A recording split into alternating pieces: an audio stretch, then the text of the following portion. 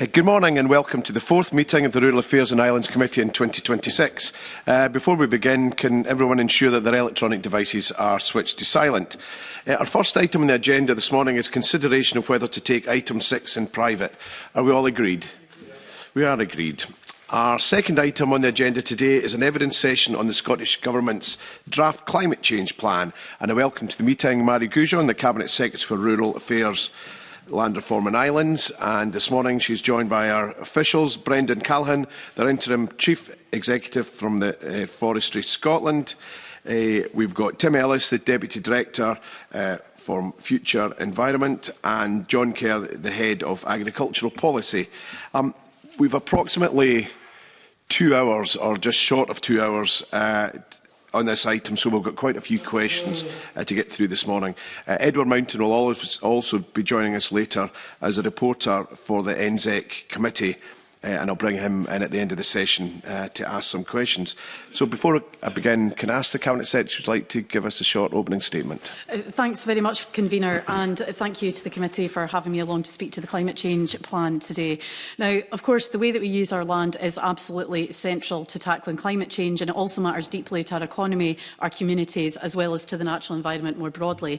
The UK Committee on Climate Change has made clear that our land assets are one of the key reasons that Scotland can aim for net zero by 2045. Now, the draft climate change plan sets out how we intend to support an agricultural sector that continues to produce high quality food while also reducing emissions, adapting to climate change and restoring nature. It takes a whole systems approach, looking not just at individual policies, but at how land use fits together as a coherent picture. Now, that also includes looking at forestry, creating the right woodlands in the right places, and protecting and restoring our peatlands so that they deliver also for climate, nature and people. Agriculture is, of course, vital to Scotland's economy. It underpins our world-class food and drink industry, supports more than 67,000 jobs and really sits at the heart of our rural communities. And the plan sets out a comprehensive package to cut agricultural emissions while still building a sector that's resilient, productive and profitable. Now, we are continuing to design agricultural reform with the sector because we know that achieving our climate and nature goals depends on successful farming and crofting businesses. And that's why direct payments remain such an important part of our approach. Now, many farmers and crofters are already showing what's possible, adopting low-carbon practices, improving efficiency, planting trees and restoring peatlands. We really want to scale up that momentum across the whole sector and move towards Scotland becoming a global leader in sustainable and regenerative agriculture. But we also know that our people are just as important as policies, and that's why advice, skills support, training remain central to helping farmers and crofters adopt low-carbon approaches with confidence. Forestry also has a major role to play. The draft plan includes an ambitious but achievable woodland creation programme which will support net zero, enhance nature, benefit local communities and provide new opportunities for farmers to integrate trees into their businesses. And again, our peatlands too are vital. Around 70% of Scotland's peatlands are degraded, and restoring them is essential if we're to meet our climate and nature ambitions. Now, the plan sets out a long-term goal to restore more than 400,000 hectares of peatland, which, in combination with other measures proposed, would see peatland emissions almost halved by 2040, with a strong focus on the highest emitting areas. So, on the whole, we have ambitious policies and proposals across agriculture, forestry and peatlands set out in the climate change plan and the draft of that plan that I believe will deliver not only on our climate but also our nature ambitions too. And with that, I'm happy to take any questions that the committee might have. Thank you much, Cabinet Secretary. It's not a good position where it's very concerning. We've got an agriculture sector who are undoubtedly willing to step up to the mark, appreciate the challenges there are around biodiversity and climate change issues. But we've made very little progress since 2020. The emissions from agriculture are actually 20% higher than were anticipated at this point. Some stakeholders are saying this is due to stalling agriculture reform. It's certainly no lack of ambition from the farming community. So, given that there's a lack of transparency, a lack of certainty going forward, do you agree with these stakeholders that the reason we're 20% higher than anticipated is down to agricultural reform stalling? I appreciate the frustrations that have been expressed by some stakeholders, and always that ambition to go further and to do more. I think it's important to remember the overall context that we've been in, though, I think, since that last plan, and consider everything that's happened in that time. Of course, we left the EU. We'd committed to a period of stability and simplicity for our agricultural sector, which I think was the right thing to do. We needed to bring forward legislation at that point so that we could, from retained EU law, continue the basis on which to make payments to the sector. Of course, we then had to design a new framework for support, what that would look like, undertake consultation on that, and then introduce legislation to give us the powers to implement that framework that we would need for the future. So I think that work, of course, has taken a bit of time, but I do believe between the Agriculture and Rural Communities Scotland Act that that was passed by the Scottish Parliament in 2024, that we've also been building those foundations, particularly for some of the policies and proposals we have in the plan in relation to our tenant farmers and their ability to play their part for climate and nature too, and in the support schemes that we have, building that foundation through the land reform legislation that was recently passed by the Scottish Parliament too. So I believe we've been using that time to build those strong foundations, undertake that engagement with the industry themselves and working with other stakeholders too, because ultimately when we've been designing future policy, we want to make sure that it works for our farmers on the ground. And I also wouldn't say that things have stalled, because the committee will no doubt be aware, and I know the Minister for Agriculture has appeared here before, in terms of some of the changes that have been implemented and that will be coming into effect. We've seen the whole farm plan conditions, ecological focus areas, and that will be coming into play, the conditions to the suckler beef support scheme as well. So we are seeing more action taken. We've published as much information as possible about when schemes are changing, some of the measures we would potentially look to introduce in the future too through our agricultural reform route map. So again, this is all about building those strong foundations, building on that in the coming years so that we can really ramp up that progress in the next period of the plan. Yeah, thanks, Cabinet Secretary. You said there's been lots of legislation, but you know, this was the plan was updated in 2020. There has been legislation created, but none of it's been used. So most of the legislation that was created within the Agriculture and Rural Communities Bill is not being used. We're legislating for legacy CAP schemes. And you know, we're in 2026 now. We're 20% above the emissions that we said we're going to reach back in 2020. And also, we heard from Vera Airy that there's going to be the draft plan that the Scottish Government have produced is going to leave agricultural emissions significantly higher than the path we advised. So you said you were building a strong foundation, but there's no evidence of that at all, particularly given we've just had a budget which shows direct payments dropping. So how on earth are we going to pull this back and support agriculture to get anywhere near where the Climate Change Committee suggests we should be? There are a number of different points in there that I will try and address as best as I can. You make the point about the legislation. You're right, the legislation is in place. I think my only point in mentioning the overall context is that in terms of the consultation we need to undertake to develop the policies for to develop the future framework and how that would all look. Of course, that takes consultation, that took time, and we did pass the Agriculture and Rural Communities Scotland Act in 2024, which of course we will be coming to implement. We also needed that earlier legislation to continue the basis on which we're making those support payments currently. I think there is an important point to note. You made the point about the climate change plan in 2020 and where we are in relation to that. I think, of course, it's important to remember that the overall emissions trajectory is still heading down, and we're 13% down on where we were against the baseline. But again, this is about building on the strong foundations that we've introduced. Could you explain that to me? From the overall baseline of emissions in 1990, we're now 13% down. Relating to agriculture? Yes. Because the papers we have suggest that they're 20% higher than the government anticipated. I think we're talking about two different things. We're 13% down on the overall baseline from 1990, but again, potentially down on what the projections were from the point of that plan in 2020, if that makes sense. But I do think, of course, what is fundamental to the approach that we've taken is that we are still maintaining that stability for the sector and trying to maintain that certainty by providing the underpinning payments so that the sector know that that support is there and that's what's coming. We talked last week in the budget discussion about some of the other investment that's taking place in other areas of the budget that I think is hugely important. The investment in skills, obviously there's the new funding that's been identified for food and farming skills that we touched on last week.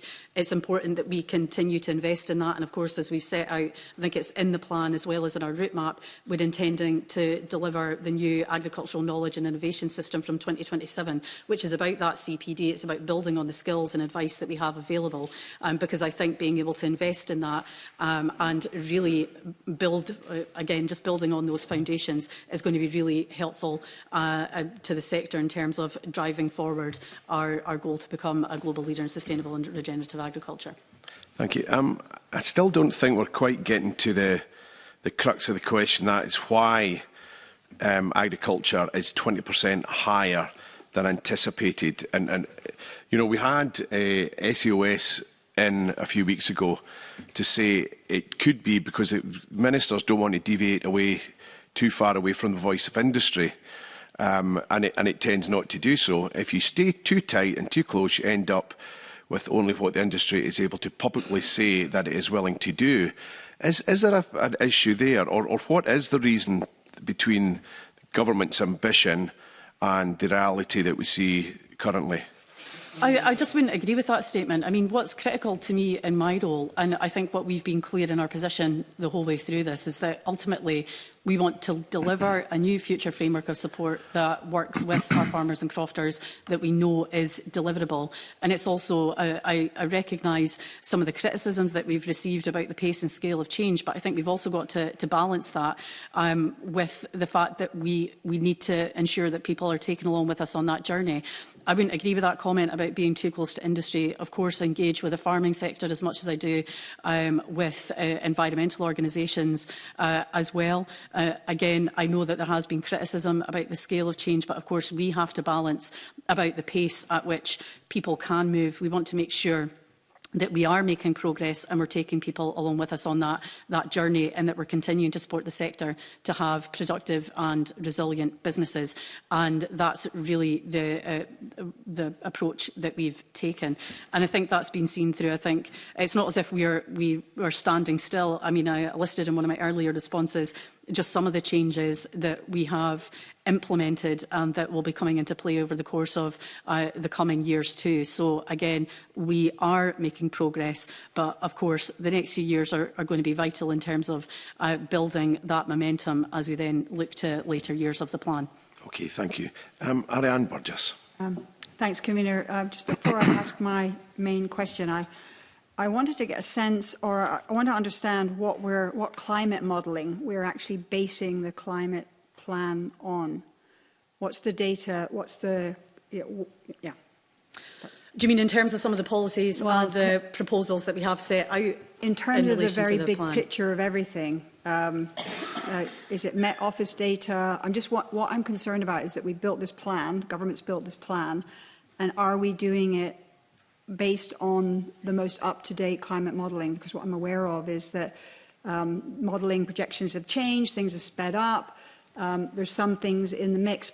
I know it's not your domain, SEPA, but my understanding is that, for example, SEPA data is based on much older data, and we're not really taking into account the level of flooding and problems that we're going to have in that way. So then we're building a plan based on a climate baseline of modelling that isn't really going to then is going to be even worse. I guess that's what I'm concerned about. To be honest, I might bring in a bit of everybody in this question, because I think it is a really important question. On what basis are we bringing forward the policies and proposals we have in the plan? And I think one example that's probably important to touch on is in relation to forestry, which no doubt we'll come to in relation to some of the modelling that's there. So obviously what was set out in terms of the Climate Change Committee's recommendations and the pathway that they had set out, the pathway that we'd set out in the draft climate change plan is slightly different because of the modelling that we use, which is, I would say, probably more highly detailed. It's from Forest Research, which is the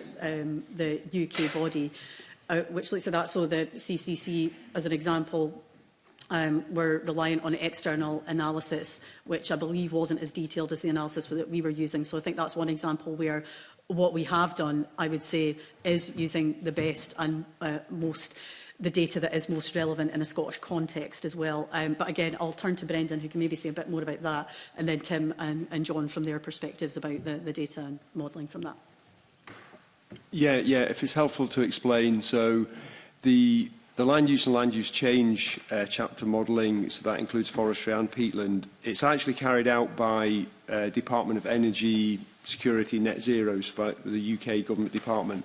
But they use the UK Centre for Ecology and Hydrology, who in turn draw on a wide range of data sources, including the main ones for forestry being the National Inventory of Woodlands and Trees, and the forest research modelling tools. So but what they do is they capture the existing woodlands as they are, and that derives the baseline. So they understand the range of species, the rates at which they're growing, the type of land, the type of soils, and then they blend in the management that's currently forecast, and so the level of felling, when forests are felled, how they're replanted, how quickly, the level of soil disturbance, and modelling about the degrade of the brash and the branches and the roots, and all of that is captured in the modelling. So that's in the baseline, and then the woodland creation proposals, they're not included in there, they're layered on top. And if you look in the technical annexes, the analytical analysis, you'll see that woodland creation actually takes quite a long time to feature in the climate change plan because trees don't grow very quickly for the first 5 or 10 years. So that's a basic overview of but we're, as CABSEC highlighted, the Climate Change Committee, in reaching their conclusions, didn't have access to quite the same level of data and modelling. And so they, for example, proposed a more gradual increase in woodland creation. But what's critical for impacting as soon as you can is planting trees now, just because there's a 10 to 15 years delay.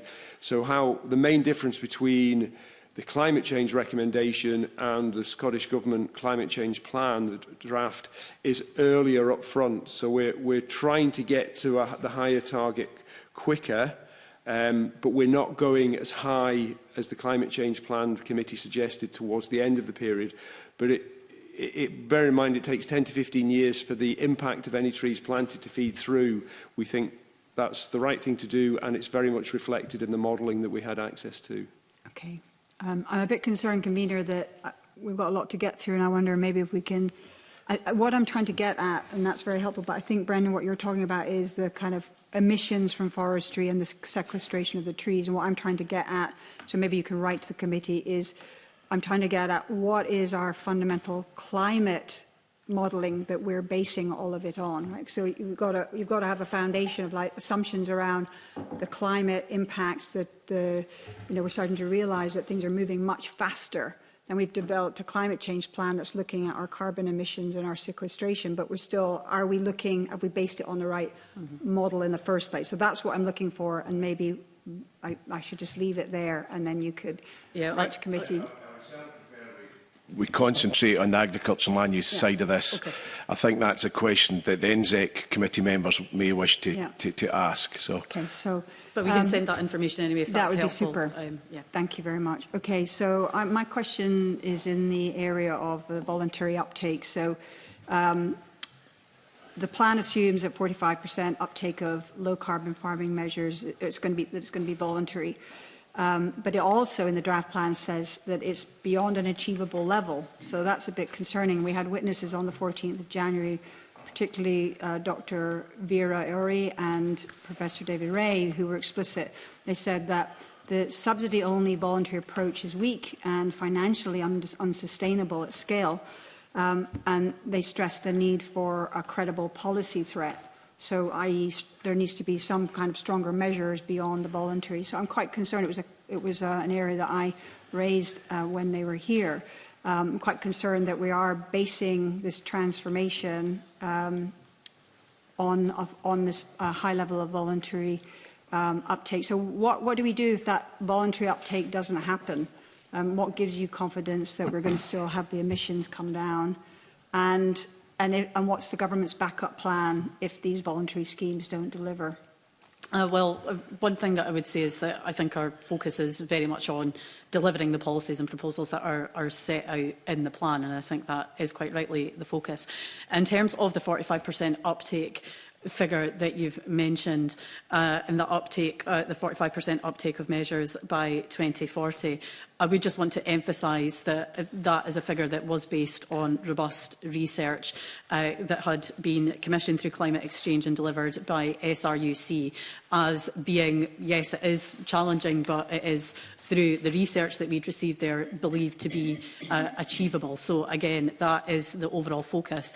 I think right across Scotland, I think we are already seeing a lot of farmers and crofters undertaking a lot of positive measures in relation to climate and nature. I think when you look at the use of sex semen in dairy, animal health measures, reducing calving intervals, there's also the drivers and the changes that are being pushed through suppliers in the market that are already instigating some of those changes too. So again, my focus is very much on delivering what we have set out in the climate change plan, rather than backup policies, if you see what I mean, in the meantime.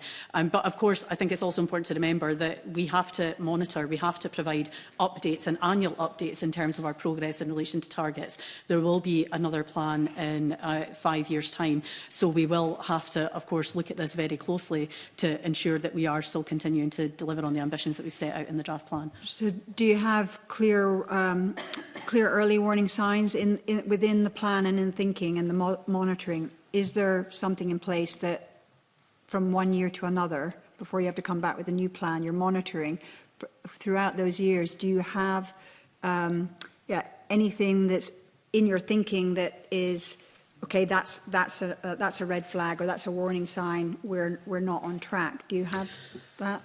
Well, I think it's important too that I think especially when we're looking at agriculture, I mean, obviously, I think the biggest impact on emissions and reductions is what comes in the future carbon budget periods as opposed to over the coming 5 years, because, as I said out in previous responses, it's about us building on those foundations and ultimately preparing for the full implementation of the future framework of support. But again, John, I don't know if there's anything else you would want to add in relation to that monitoring element of that. Yeah, just one of the key parts of the agricultural reform programme that we're working on with the industry is the monitoring and evaluation framework, and that will give exactly that early feedback of uptake of measures and the impact that those measures are having on the outcomes we're looking for them to deliver. So in this case, the climate-related impacts that we're looking to secure. So that monitoring will help us know if what we're doing is the right thing to be doing and how to course correct. Okay.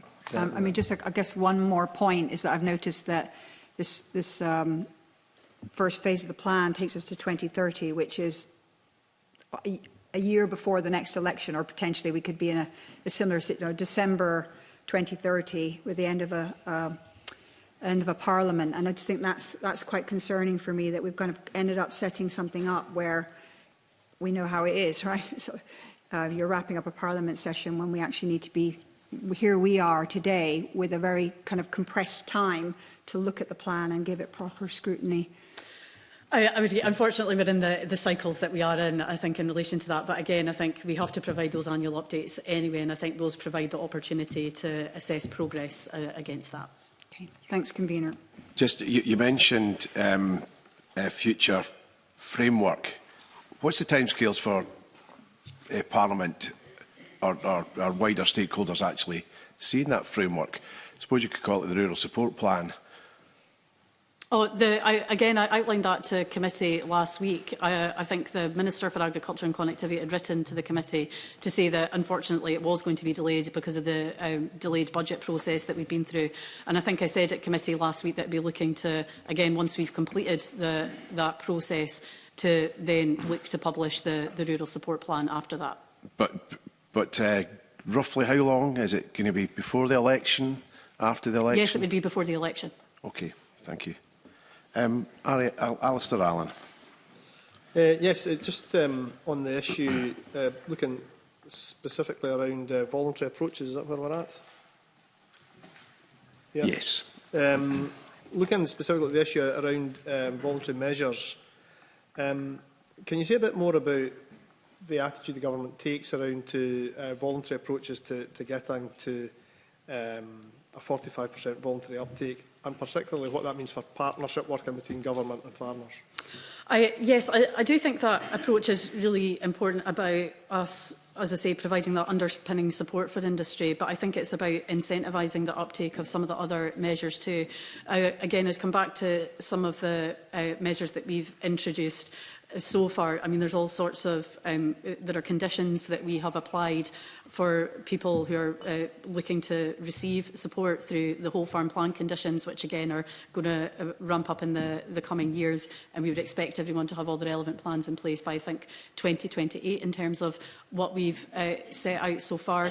We also have some of the conditions that, again, we want to prevent deterioration potentially of some of our most valuable land too, and protecting our peatlands. That was one of the GEAT conditions that had been introduced too, so that we're preventing any further erosion or damage there. But again, I think a fundamental principle of the approach that we've taken is that we very much want to work with farmers and crofters, because again, we need to make sure that we're taking everybody with us on this journey so that there is that just transition, and doing it in a way that is ultimately helping their businesses become more resilient against some of the climate and challenges that we face at the moment.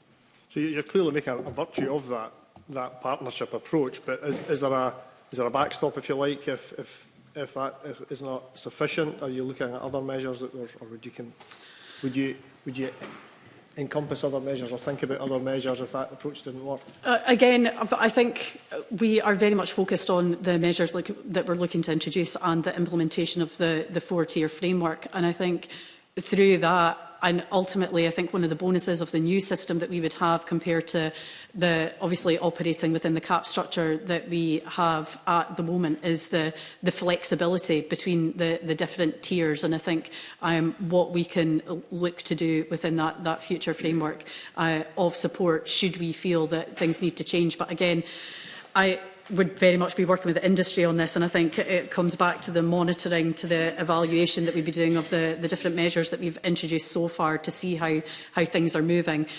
So again, I wouldn't say necessarily worked up a particular backstop at the moment, because we want to make sure we're working with the industry, we're investing in that. Again, comes back to the Tier 4 measures and the skills.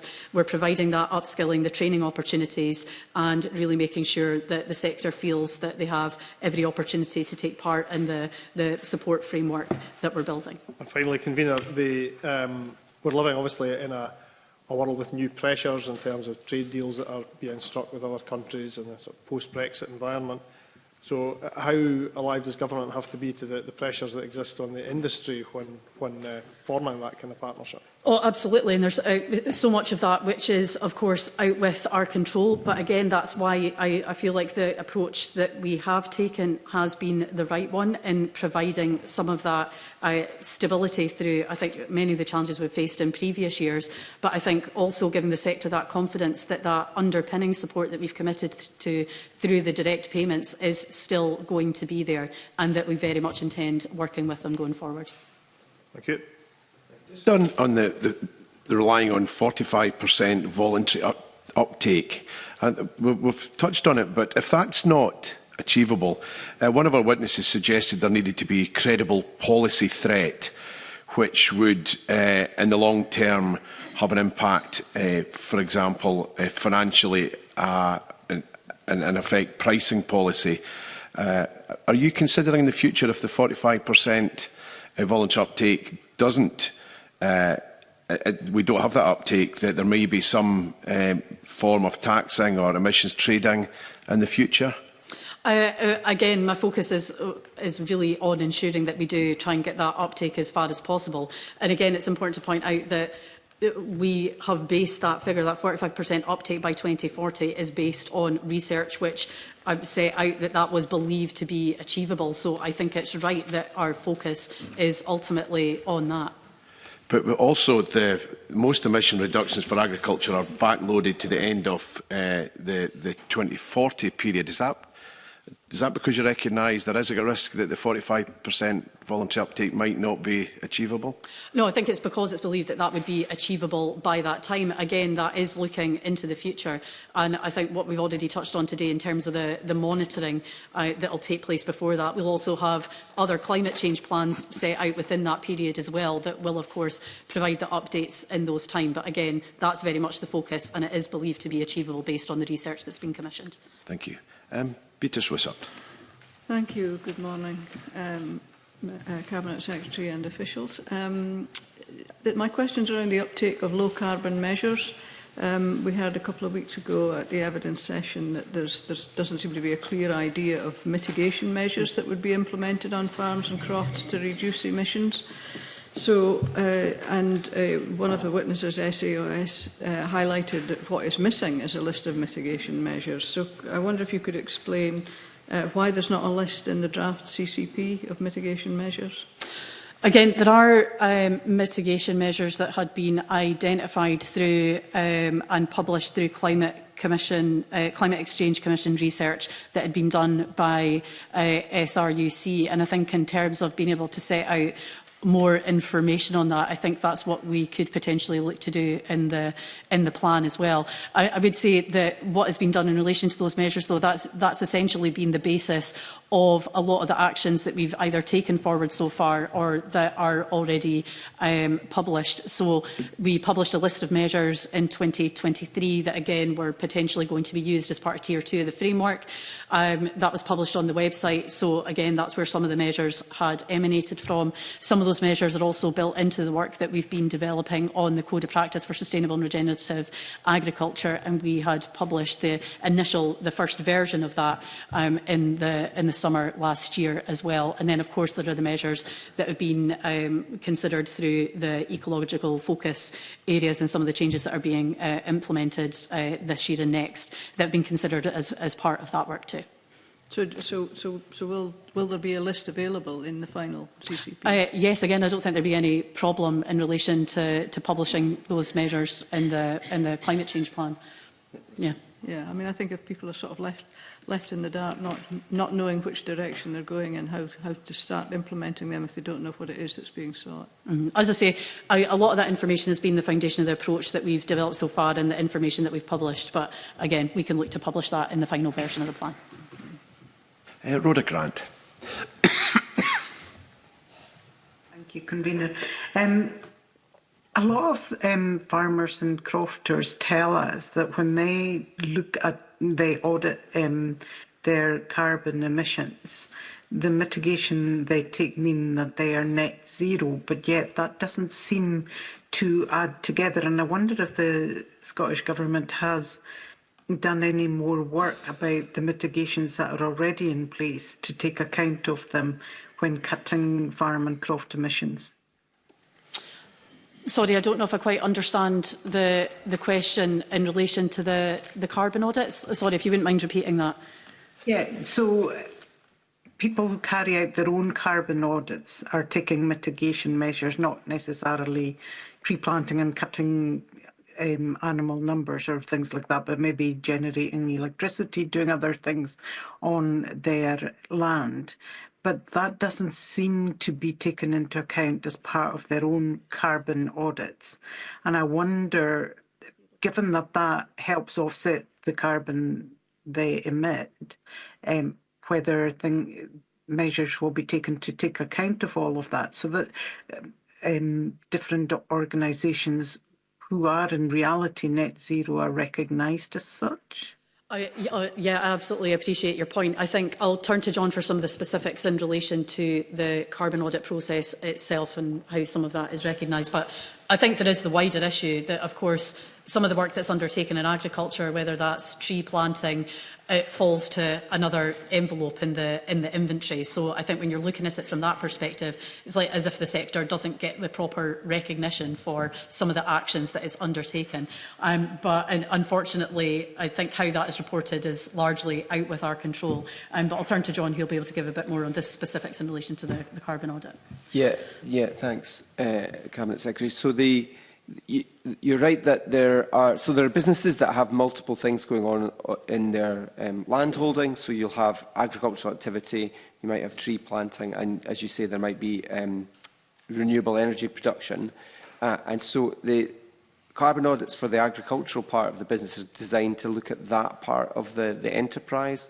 We are working, rather I should say the carbon audit providers are working on how that takes wider account of the other land-based activities.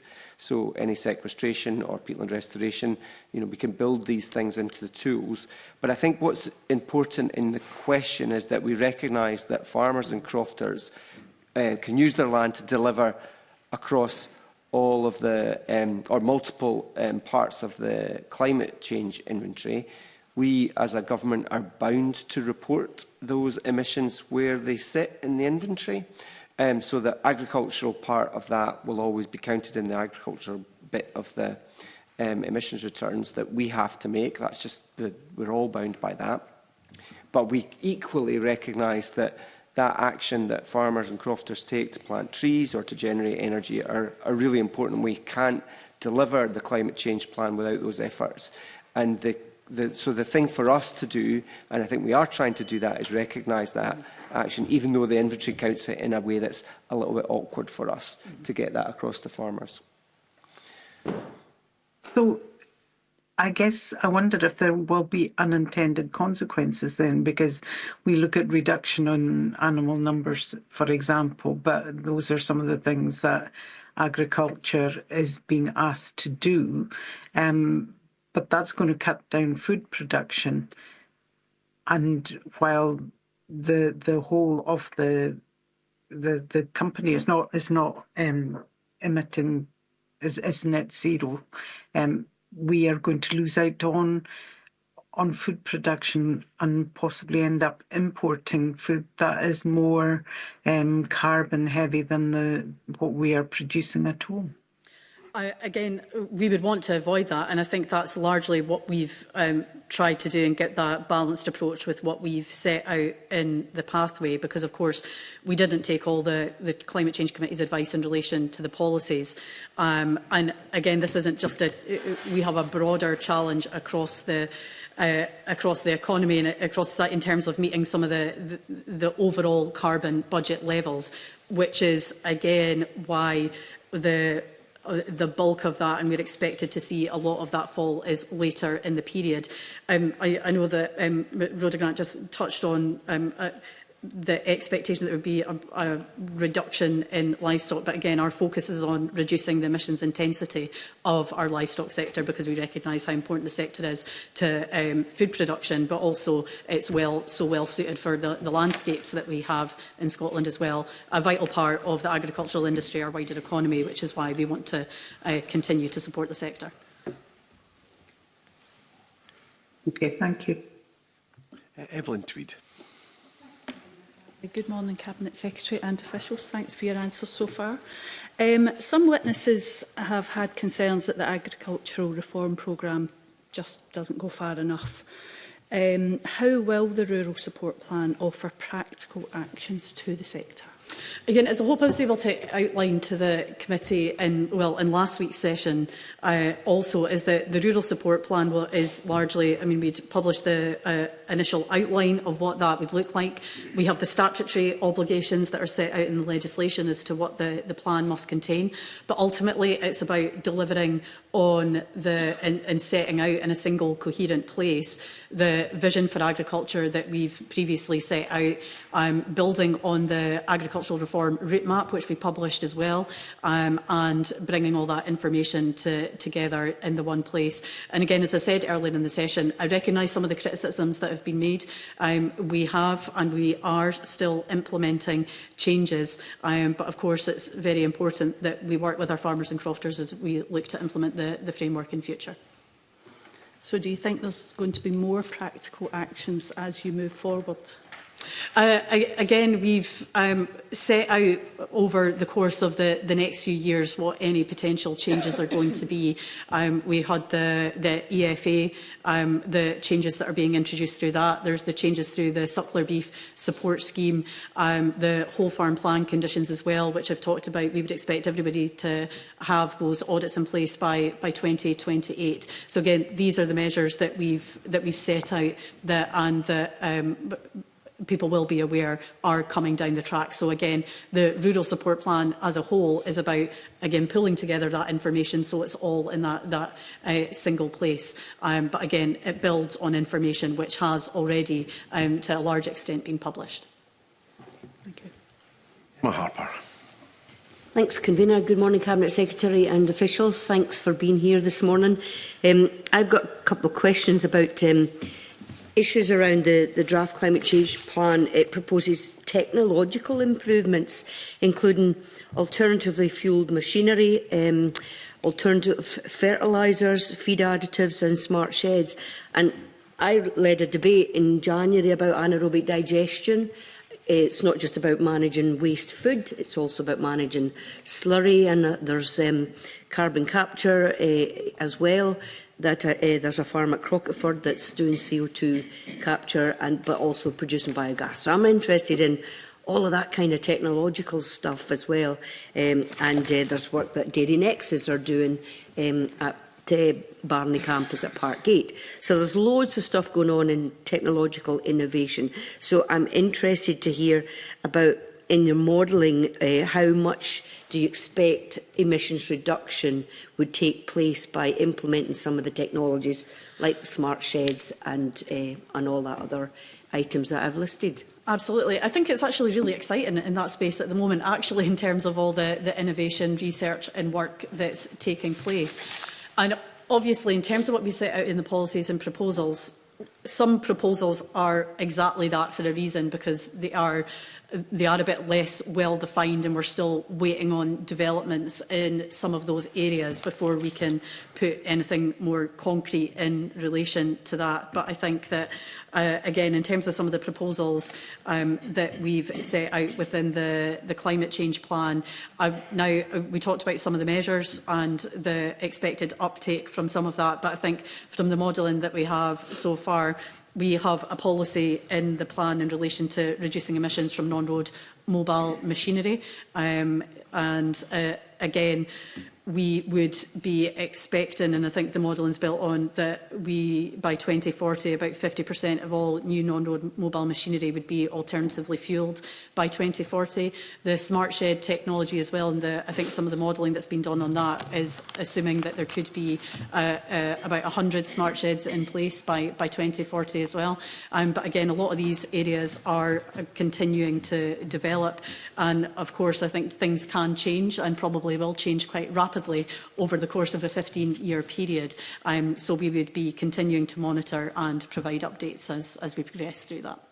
And is there work ongoing to help incentivise farmers to take up anaerobic digestion plants, for instance? Because last numbers I checked, there was about 764 dairy herds in Scotland, and I know there's a lot of them in the southwest. And some of the herds, they're they might have up to 1,000 cows, but there's certainly room for supporting biogas as alternative fuels for tractors, and then having that gas produced on site, but then even using it for local heat networks, for instance, and then the digestate using that locally as well. So everything then becomes more local in terms of supply chains as well. Is that something that is being incentivised for farmers to take up that kind of activity? Again, I think there's probably a few points in what you've talked about there. I think, first of all, is the investment that we make in looking at these technologies. As we touched on, I think, in some of the discussions that we had in the committee and the budget last week, some of that, we're always interested in trying to look at that innovation and invest in that. And there's a variety of projects that have been funded to do exactly that. And that's the purpose of the Knowledge Transfer and Innovation Fund that we have as well.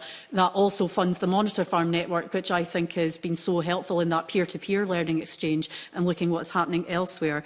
There's the wider investment, I think, in some of the bigger technologies that you're looking at there. And I think another exciting example of that is, and probably relates to a previous point I'd made in relation to non-road mobile machinery, is the Hydroglen project that we funded the James Hutton Institute to undertake. And that has gone through, that's been ongoing for a number of years, and it's about doing exactly that, about producing hydrogen, doing that in a way that can help support and sustain the rural economy, fuel machinery. And again, that project is very much ongoing, and I think any learning that we get from that, from some of the projects that you've talked about as well, it's about how we are then able to, how can we look to scale that up and incentivise use from there. And just final question about early adopters and good collaborative working as part of how you look at implementing new technologies. I just read an article about an innovative farmer that's, he's got biogas on his farm for his tractor, and he's partnered with another company to do that. So is that essential, that we need good working relationships and collaboration with the farmers and with the technology developers in order to, make the technology work? Absolutely. I think that partnership working is essential, and being able to share that knowledge. And that's where some of the, I think the groups that we have so far have been really helpful in trying to do that. For Farming for a Better Climate, we had one group in relation to soils that everybody was at a different stage in their journey as part of that process, learning from each other. And I think programmes like that have been really important in sharing that knowledge and expertise. And I think those kind of networks can be really helpful in sharing that good practice. And again, these are all approaches that we're looking to build on and develop through the Agricultural Knowledge and Innovation System that we'll be bringing forward. It's about building on all the advisory services through the innovation and ensuring that we're spreading that knowledge and expertise. Okay, thank you. Thanks, Convener. Thank you. Cabinet Secretary, I think many of the witnesses we've heard say that there's not a clarity about the actions needed within agriculture, and farmers and crofters are not clear what they need to do. Some stating that farmers and crofters have been promised future awards, but these are not materialising. So we've heard about innovation. Emma's question was all about innovation, but we know that the cost of electric tractors, for example, are 2-3 times more than their normal counterparts. Ours are the biofuels or the hydrogen tractors. With the budget declining year on year, how can we get those early adopters that are absolutely critical to driving innovation to have confidence that their investments are actually going to pay? Will there be future increases in funding to allow those early adopters to take on some of the new technology? Again, I can't speak to what future budgets are going to contain. Again, we've discussed the budget last week. We've had the spending review, which isn't a budget, but will overall provide a line of sight. But again, some of these areas are proposals rather than policies, because we recognise there is still a lot of work ongoing. And again, in some of those areas that we've mentioned, things could change quite rapidly over the course of up towards the end of the carbon budget period and the period we're looking up to 2040 as well. So, of course, we'll consider to look at what we can do to incentivise whether that's uptake of different measures, and continue to work with the sector as we do that. So you're suggesting that some of the predictions on the adoption of new technology won't be financially driven or potentially financially supported by the government?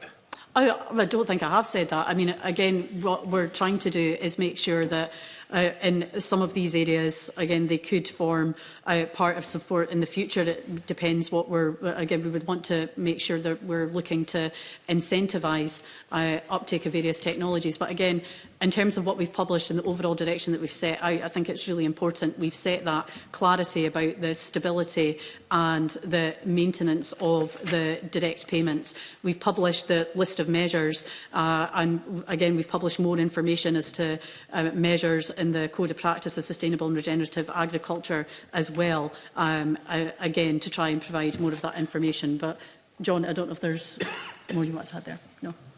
Yeah, it's just clarity is the one thing that many of the witnesses say just doesn't exist. There isn't that clarity, and that sits along with a decreasing budget. Well, again, but that's why some of these areas are proposals in the plan rather than firm policies, because by their nature they're set out in a different way, because there are some unknowns about that. So we have, again, you look at the non-road mobile machinery, we have the other proposals which are looking at technologies for alternative fertilisers, methane inhibitors, selective breeding and low methane genetics. There are a number of proposals in there that, again, we need to see in some of these areas how technology develops within that time as well. So, again, a lot of that work will continue to be ongoing. Okay, thank you. Alistair Allen. Thank you, Convener. Turning to the issue of livestock numbers for me. The plan is obviously making certain assumptions about livestock numbers, but I know you've had a conversation, obviously, with the Climate Change Committee and others about that. Can I just ask for you to say something about how this relates to the landscape and the kind of allowances you've had to make for the landscape of less favoured areas that Scotland largely is composed of? Again, it was one of the policy proposals that was put forward by the Climate Change Committee, but I think in recognising how important the livestock industry is in Scotland, we were concerned that the impacts that should a policy like that be delivered, the impacts that would have, not just on agriculture, but I think across our wider rural economy and broader economy as a whole anyway.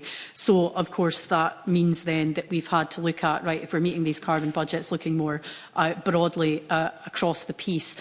And that also involves other sectors as well, looking at, because it's reaching our net zero ambitions isn't just for agriculture to deliver it, it's looking more broadly across other areas about how we can deliver these targets together. So again, I do feel that we've put forward ambitious policies and proposals as an alternative to that will help, I think, reduce the emissions intensity, as I mentioned earlier, of the livestock sector, but ensure that we have got a thriving agricultural industry. And I think particularly in our islands and particularly in parts of Scotland, again, we have a landscape that's well suited to producing livestock and to doing that well, and we want to make sure that continues long into the future.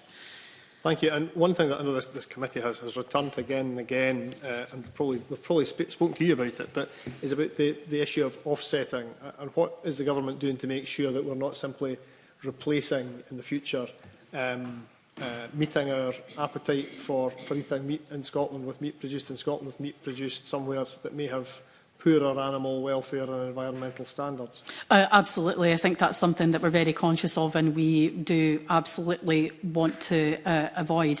And I think that was also one of the reasons, again, why we wouldn't have accepted that proposal from the Climate Change Committee, because I think that would have just led to, well, you could have cut livestock numbers, but then you would still be importing meat from elsewhere and it wouldn't have actually changed anything, and it would only have been harmful to our industry. So again, that's why we took the position that we did, because we are committed in our support to the livestock sector in Scotland.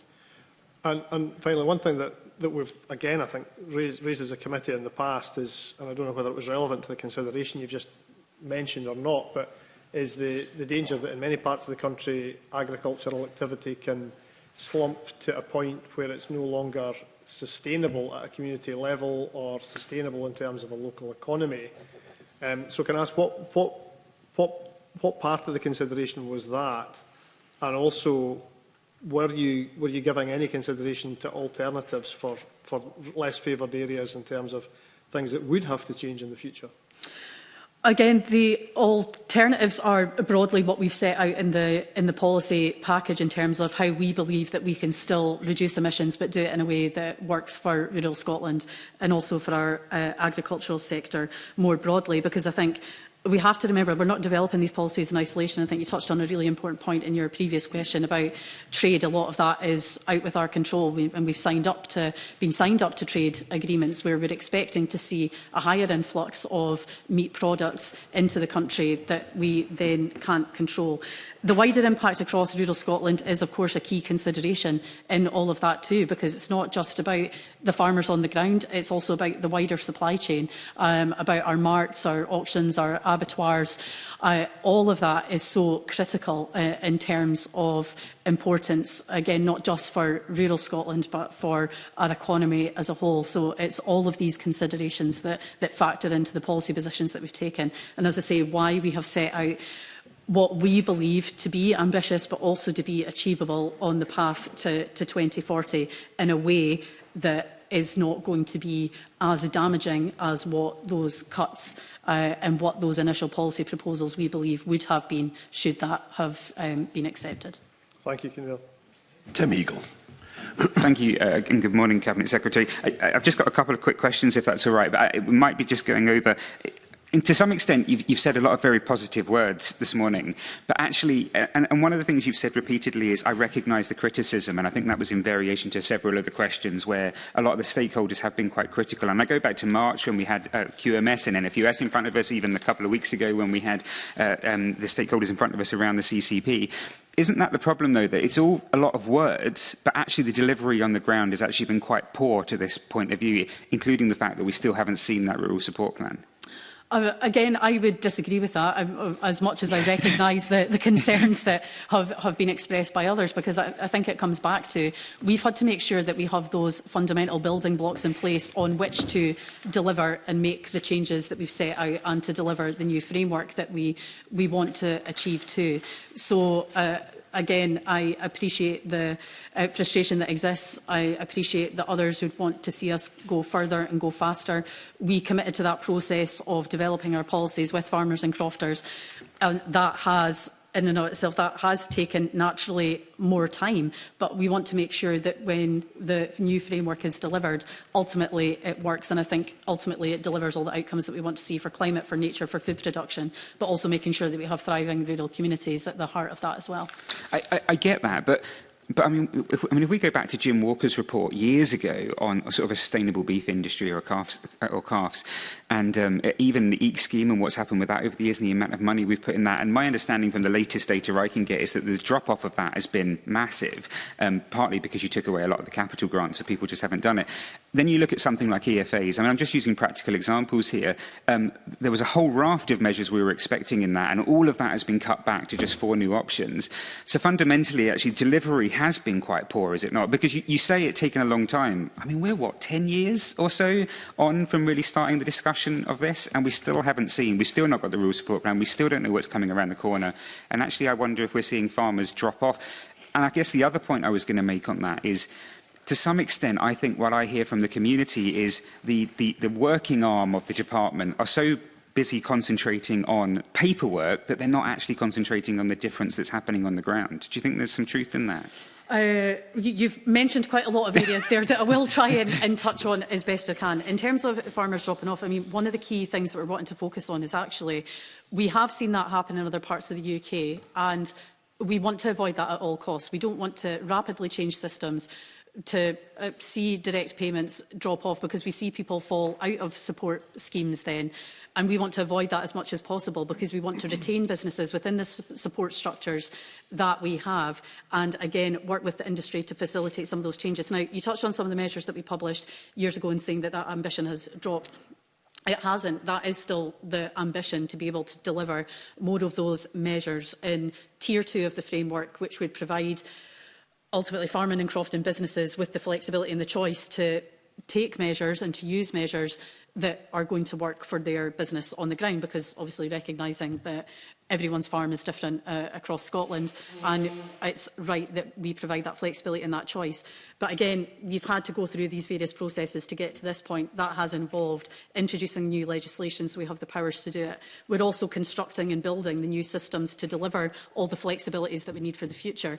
We touched on that in the budget discussions last week about the agricultural reform programme, where the investment for that is targeted this year, which is that investment in gathering data, which is going to be I think, a huge difference for us in terms of, I think, reducing some of the workload for people in terms of potentially in relation to inspections. It means that we can better recognise the features that are on farm and better reward and recognise the work that's being undertaken by farmers and crofters. As well as being able to monitor some of the changes that are happening on ground as well. And John talked about the monitoring and evaluation framework through the agricultural reform programme. But we're investing in those capabilities so that we can then deliver a system that will ultimately deliver the 4-tier framework as we envisaged and as we set out. But on the steps to get there, that is why, again, we haven't stood still.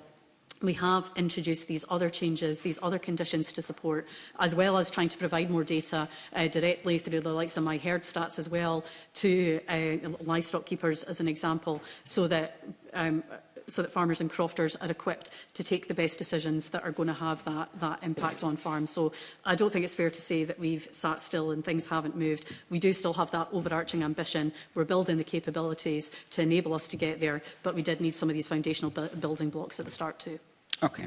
I mean, I think we're just going to have to disagree, aren't we? Because, I mean, that's not coming from me. I think pretty much every stakeholder that sat in front of us has said that actually we've been really slow, as the government has been very slow to actually enact this change. But I accept what you're saying, that it's potentially coming. I'm just not sure when it's going to come. And my worry then is that the agricultural industry is being harmed by that, because rather than the agricultural industry being seen to be driving forward, which I think it is doing on the ground, it's being held back by government.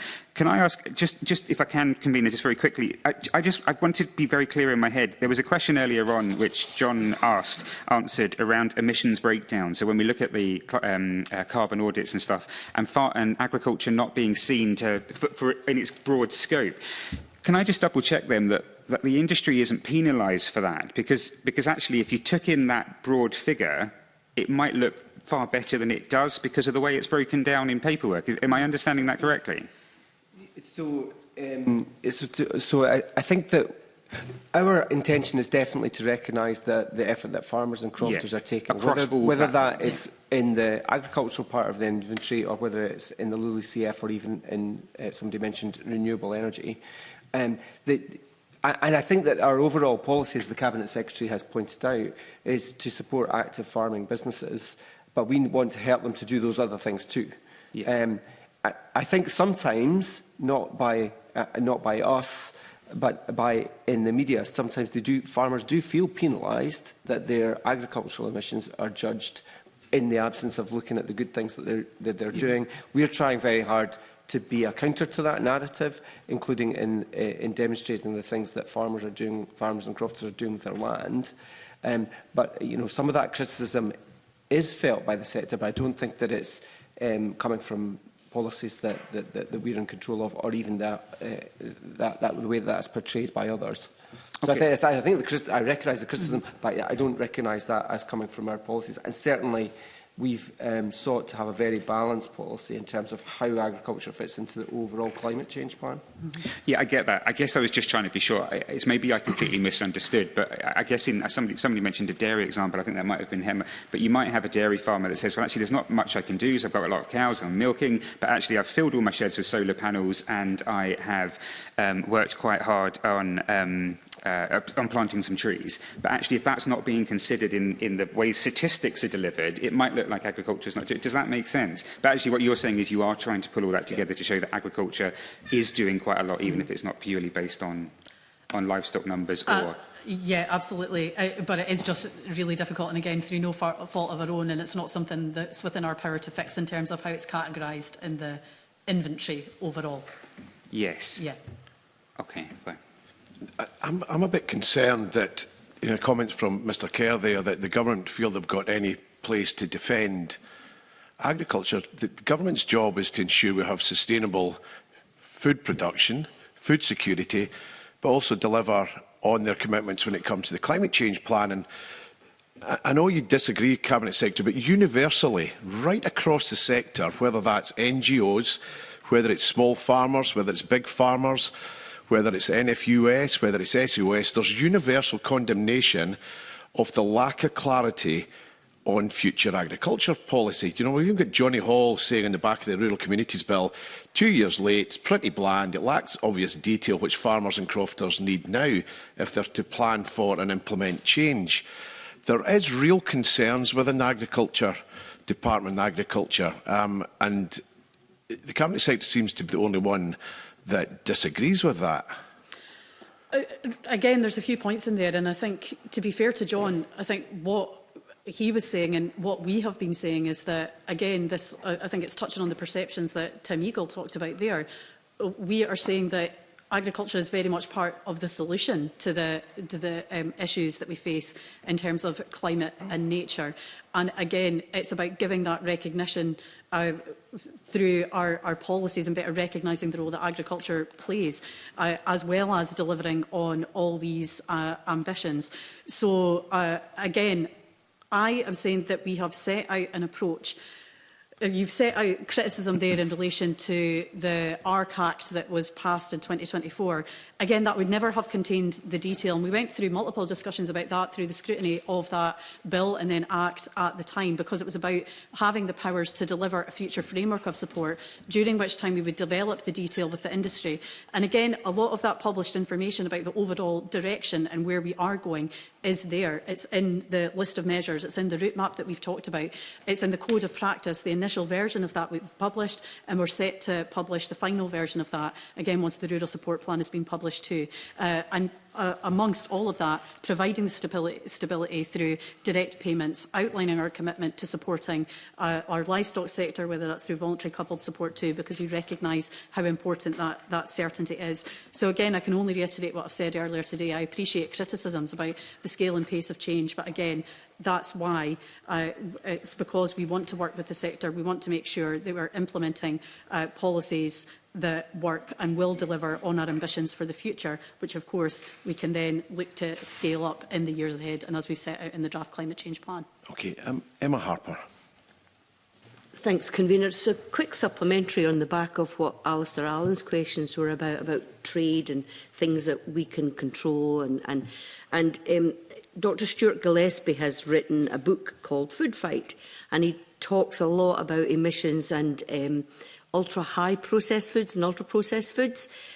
This might not be your portfolio, but I'm interested to know if there's been research or evaluation around like what UPFs are contributing in our diet, in terms of obesity, in terms of, you know, healthier foods, because I'm interested in evidence around that, because in the draft climate change plan, healthier food is mentioned.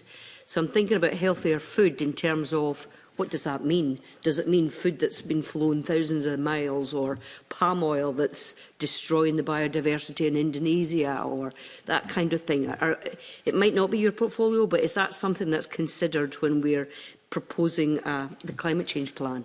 I suppose it kind of is and kind of isn't, and a really unhelpful response probably, but I think it's because ultra-processed foods, and no doubt you'll be aware from this as well, I think that touches on the work. I don't have any facts or figures in relation to the exact impact of that to refer to today, or that I can touch on. But in relation to ultra-processed foods, I mean, that was something that came up in discussion through the Good Food Nation plan, and I think the ambitions that we want to deliver through that. And of course, I think there has been a lot of work that's been ongoing in relation to, well, first of all, how we classify ultra-processed food, what that looks like. And I think there was discussion around at the Health Committee a few months ago in relation to that in the draft plan as to what any indicators or measures for that could look like in future. But I don't think we were at the point of being able to include anything in relation to the plan. But I mean, I think ultimately through the Good Food Nation ambitions, that's about you know, we want more people to enjoy and to have a healthy lifestyle, to be able to ensure that they can enjoy healthy produce, and preferably to do that as local and as near home as possible. So, of course, there's a whole body of work that is taken through that. But, of course, key to all of that and what we've outlined there is also what we're doing and the policies and proposals that we're bringing forward through the draft climate change plan too. So, sorry, it's quite a long-winded answer, but I think there's lots of interconnected strands of work here too. Okay, thanks. We're now going to move on to forestry, and a question from Emma Roddick. Thank you, Convener. Good morning, Cabinet Secretary. I want to ask about the tree planting targets and the interaction with the Climate Change Committee's recommendations. I do note that the Climate Change Committee specifically mentioned 22,000 hectares a year by 2036.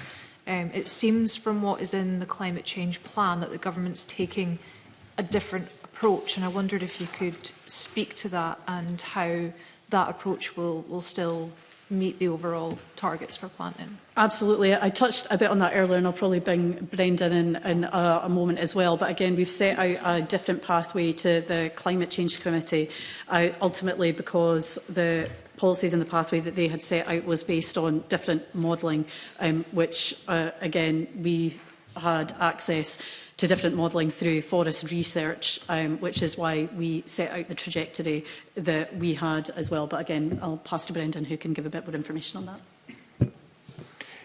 that. Yeah, I mean, I think there's two, three things here. One, we're very conscious that the need to maximise the contribution of planting in this climate change period to the emissions reduction, and to do that, you need to. The more planting you do earlier in the period, the more you deliver, just because of that delay whilst trees grow. And I guess the modelling we had access allowed us to more dynamically look at those figures. So whilst the Scottish Government, the draft plan is lower at 2036 to 2040, it's higher in the earlier years. I think so we get up to 18,000 within 5 years, whereas it was a longer period for the climate change plan. The second thing is, I guess, concerns about we don't have evidence and track record of delivery at that scale of planting. 18,000 is, an ambitious, challenging target. We're going to have to prepare a delivery plan that looks at all options to get us there. I think we inherently had concerns about 22,000 hectares and whether that's technically going to be achievable. And we did have discussions with stakeholders, and I think they voiced similar concerns. There's a number of reasons, but the main one was maximising contribution to emissions within the climate change plan period, and we did that by planting earlier. So if I'm understanding this correctly, although fewer trees would be planted in the year 2036, more trees would exist at that point than would have under the Climate Change Committee proposals, so the carbon sequestration is actually greater at that point? Yes. Ron, thank you. Now, you touched on the lag effect. So the more trees that are planted now, effectively, we'll turn it on its other head. If we don't plant more trees now, it risks making future carbon budgets more difficult in that lag period. Is there not, when we look at the draft climate change plan, the CCC's recommendations and the budget, going back to the budget, is there not a policy delivery mismatch where ambitions are not actually backed by the resources that industry feel they need at this point to address the lag and make sure that there's the confidence going forward for the industry to invest? I don't know if that's perhaps coming back to, I think we touched on this point last week. I don't know if you're referring to, I think, some of the figures that have been provided by industry in terms of what they thought they needed. Again, I can bring in Brendan to delve into that in more detail. But again, we have the resources to deliver what is set out in the climate change plan for the budget for the coming year, and in terms of what's set out in the spending review for the years following that. But again, if you can elaborate on that, Brenda, because I think the industry ask had been for a higher budget, but again, we've got the budget we need to deliver in terms of the policies that have been set out, if that was the point you were trying to get to. Brendan. Yeah, I mean, there's definitely been a historic problem in the last few years with the lack of funding affecting confidence, and CABSEC's spoken about that and recognised that numerous times. So in looking at the current climate change plan, yeah, we've done very detailed analysis of the level of funding, the profiling of that funding needed to support the number of hectares that are in that plan, and we're confident that that's sufficient. I mean, it doesn't surprise us that industry could come up with a higher figure. You know, we do have quite a lot of discussions with them, and we do sit down and we do compare notes on these things. At the end of the day, when we're asking for a budget and it's a very challenging settlement, we can't afford to pad it. We can't afford to be... I'm not saying you couldn't do more with more money, but we're absolutely satisfied that where the budgets have been pitched are satisfactory and appropriate for delivering the target set. Ariane Burgess. I'm interested in targeting carbon value spatial planning. So last, when we had our witnesses in, so the climate change plan relies heavily on area-based woodland targets, but witnesses who spoke to us stressed that, we had quite a long chat about this, a hectare is not a hectare, and it depends on what you're doing. And there were some concerns that were raised around putting trees in the wrong place. There was a lot of talk about organic soils and the concern about planting in organic soils. And also the point was made that we could actually do quite a lot with management, forestry management, that we're not necessarily doing or requiring to have happen. So I'd be interested to hear how you're making sure that we're not just hitting hectare numbers, but actually getting the best carbon outcomes. And how will you stop trees going in the wrong places, like the carbon-rich soils, where they could do more harm than good? And another question that kind of came up in our conversation with witnesses was around having some kind of plan of actually where trees should go. Again, I'll turn to Brendan, who'll be able to come in, I think, in terms of, I think, some of the more focused detail in relation to identifying the right place and how those processes work at the moment. But I think it's also the types of trees, and I think some of the work that's been, an analysis that's been done by Forest Research shows that if you plant faster growing conifers, that's what delivers the greatest level of removals between now and then looking to mid-century. But that overall native and broadleaf woodlands are also vital in building up those wider woodland carbon stocks in the longer term, as well as then supporting the wider resilience of any new woodland that's created. I did see that in evidence in terms of, I think, just what you've touched on there in relation to the where trees should be planted. I mean, obviously we've always been keen that we have the right tree in the right place, and that's been fundamental to the approach. But I can, again, I'll hand over to Brendan, who'll be able to say a bit more about some of the detail that's considered in relation to that. Thank you, CABSEC. Yes, the hectare target it includes the full range of woodland creation types and species and land types, and the assumptions about the carbon saving in there are based on the current, roughly the current mix. So it's about half and half native woodland, productive conifer woodland. I think you're right in what you say, that if you wanted to, if you in theory wanted to absolutely maximise, you'd move purely to mineral soils and the most productive species. But that would severely limit us in Scotland, and it would inevitably focus woodland creation on better farmland and raise other conflicts about interfering with food production. As CABSEC has already mentioned, what's particularly important about native woodlands is that in the longer term, so they don't necessarily, they take longer to start growing and start absorbing carbon, and a lot of the native woodlands we're establishing are actually on organo-mineral soils, so shallower peats and in the uplands. But in the medium term, so 20 to 50 years and 50 years, but they continue to absorb carbon more gradually, so they will have a very substantial long-term benefit to the emissions reduction profile of Scotland's woodlands.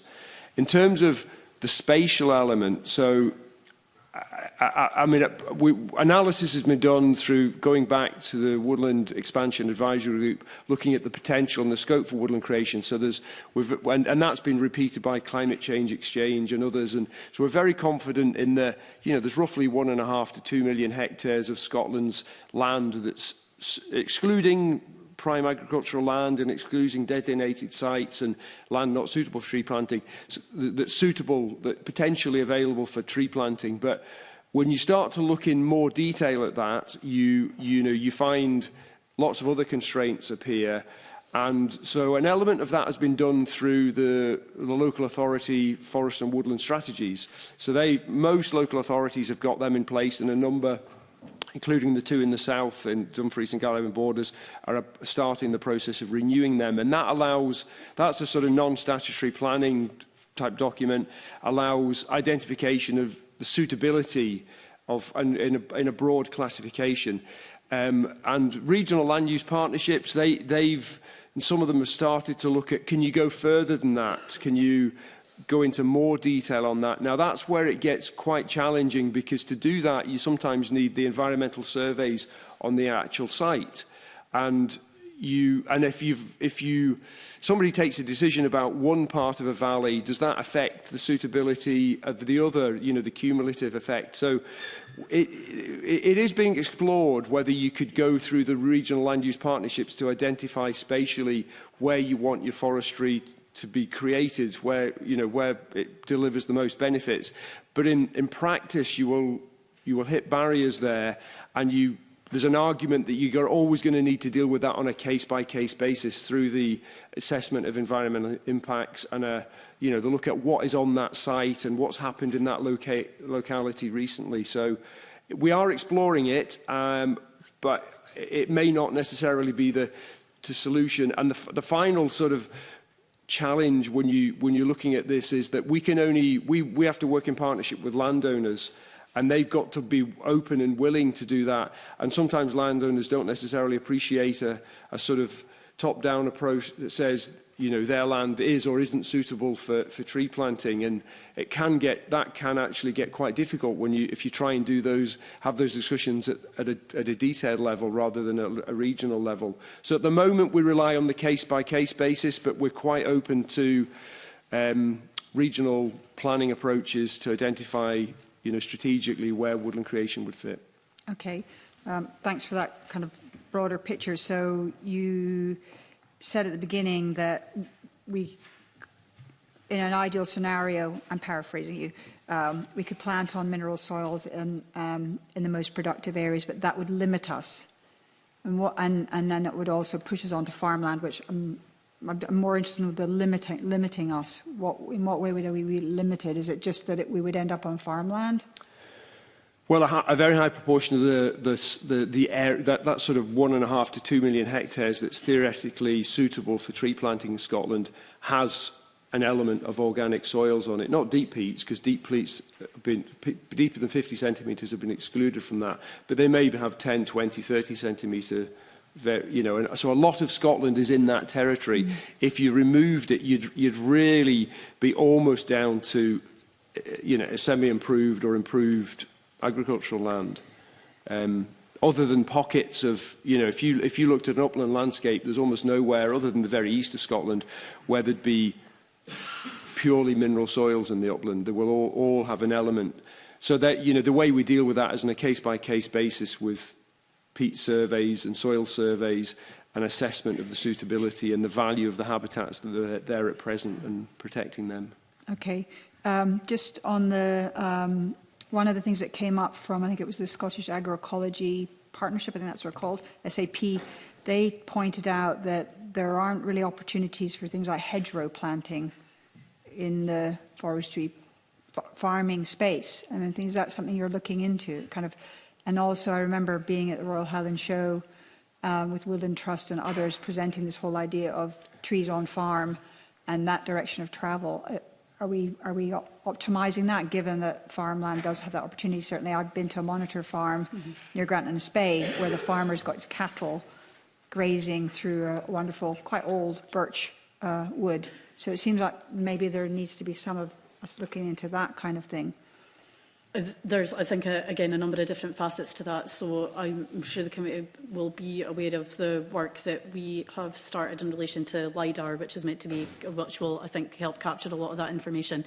There is some support for hedgerows at the moment, I think, through AICS. I'm also aware of other projects that have been done on a broader scale in relation to planting hedgerows through the Nature Restoration Fund previously as well. But I think, again, that's where the ensuring that we have, and there's also the funding through the Forestry Grant Scheme for, and there had been an increase in funding specifically to target and try and ensure that we were making it as easy as possible for farmers and crofters to consider looking at planting trees. And I think relevant to that is trying to remove some of the barriers for tenant farmers, and in relation to that we've been considering through the Land Reform Act as well, because I think we want to try and incentivise that where possible. The Integrating Trees Network, I think, has been brilliant in relation to that, and I think these are the kind of initiatives we really want to see scale up so that we can do more. Okay, and just on the, so some stakeholders, I did mention it in my question, but I'll bring it back into the conversation. So some stakeholders pointed us to the idea that we could do more management, so within forestry plantations and things like that. Is that something you're considering, that if actually forests were properly managed, or better managed, that could also help us with our carbon emissions? Yeah, no, yeah, absolutely. I have quite a lot of sympathy with that view. We're basically the evidence gathering stage on that one. So the current modelling within the climate change plan is based on a whole series of complex assumptions, and what we're trying to understand, and we're speaking with Forest Research, and we've actually commissioned a study to look at practice across Europe on this and what other countries are doing to use their forests, management of their forests, to maximise the contribution to climate change. But we just need to understand the impacts of these things, and if you change something in terms of your approach to forest management, what would it, in the long run, there might be a short-term benefit, but in the long run, is it a benefit? So we're at the evidence gathering stage. We weren't ready to introduce policies in this climate change plan, but we're aware other countries are looking actively at this, and so we're trying to gather information on that and gather evidence as to how those levers could be used, and if we are able to improve the situation through. And does that include continuous cover forestry? Are you looking at that as a possible approach? I think well, that's already a component of, and every landowner managing a forest is expected to consider that and have some element of that. But yeah, that's definitely a question on our mind. If you increase that area under continuous cover, does that help, or how significant is that? And there are constraints in Scotland limiting that, but that's one of the questions we want to get the evidence on and understand the answer to before we introduce the policy. Thank you. And you mentioned just one very no, I'm going to have to move on. We're running out of time. Rhoda Grant. Thank you, Convener. It was just a wee point of clarification. If I picked you up right, you were saying that native woodland takes longer to store carbon than a commercial planting. And if that, then how does that impact on us using native woodland in the future? Because I suppose one of the things we've always said is if we found better uses for native woodland, we would have more of it planted in Scotland. I think, yeah, you're right in relation to, I think that was both a point that I'd made earlier in relation to, I think, the potential for the wider carbon stores, so that our native and broadleaf woodlands will obviously build up woodland carbon stocks in the longer term and support broader resilience. I don't know if you mean like a use after that. So obviously we've set out, I think, in terms of what we're planting at the moment, I think it's broadly working out at about a 50-50 split between, I think, the faster growing species as well as our native planting too, which I think is above the targets that and the split that we'd initially tried to set out. But do you mean more in terms of the use of those products after? Sorry, it was just to clarify that other element of your question. Yes, I guess I'm just a little concerned that if it doesn't store so quickly, then there will be possibly a push to not use it, to leave it in the ground so that it slowly stores carbon rather than to take it and use it for other purposes. All right, okay, because I do obviously think that having that mix within our forestry is so critically important, and I think not least for the resilience of woodland that we are creating too. But I don't know if there's anything further you would want to add in relation to that, Brendan. Generally, actually, the management of woodlands in the long term contributes to their maximises their absorption of carbon, and it's a combination of, if you take a woodland where the trees the canopies have interlocked and they're starting to compete, what happens is some of those trees would naturally die, and that carbon would be re-released. But if you go in there and you harvest that proportion, you keep the trees growing, and the timber that you've harvested can go into a variety of uses, some of which are long term and contribute to carbon stored in timber products. So generally, forestry management is a positive thing, but in terms of maximising. So I wouldn't worry about that. And our general approach is to encourage. Basically, you're thinking the same thing. Where woodlands have a purpose beyond just being a woodland, it tends to sort of protect their security and enhance the management for conservation. People tend then to do deer management and also taking a value in the products that come from it. So we're very much encouraging that. It's not possible in the case of all woodlands, often because of the terrain or the access, but we're very much planting native woodlands with that in mind for the future, that a high proportion of them will be managed in the long term. Thank you. Thank you. We're now going to move on to our section on peatland. My question is around the targets and what we've achieved up to now. So we have a baseline that assumes that 12,000 hectares will be restored in 25-26, which is set out in the December Peatland Action 5-year plan. And then you can add on to that the 90,000 hectares that have been restored to date. However, it doesn't appear that the increasing rate of restoration of 10% each year up to 2030 and maintaining the levels after that will reach the 400,000 hectares by 2040. So I wonder if you can explain that discrepancy. Yes, absolutely. I think, well, overall what we've set out in relation to aiming for the 400,000 hectares by 2040 is about communicating an overall approach and trajectory that we would expect to see, and I think again about setting ambitious targets in relation to that. Of course, if you were to absolutely look at it and use the basis of that calculation, that would take you to over 370,000 hectares of restoration by 2040. But the ultimate aim isn't to see that delivery flatline. And of course, as we've seen in recent years as well, there can be a variety of reasons for not least cost, complexity of projects, that means that you could have a slight reduction one year in terms of the hectares that you are able to restore, and then you can see an uplift in the next year. Again, it just depends on the project delivery pipeline, as well as some of these broader complexities that we've talked about. But I think the approach is also about how we can target some of those higher emitting sites as well, and really ensure we're tackling the worst of those. Yeah, so I appreciate that the policy, if you like, there's better quality restorations which result in better carbon sequestration, whatever. So that would suggest an improvement in accuracy of emissions reporting. However, the targets, it's quite clear the targets are hectareage based. So we mustn't conflate the targets, which is in hectares, to actually what the emissions reduction is. So given that there's 250,000 hectares, that target by 2030 is likely not to be met.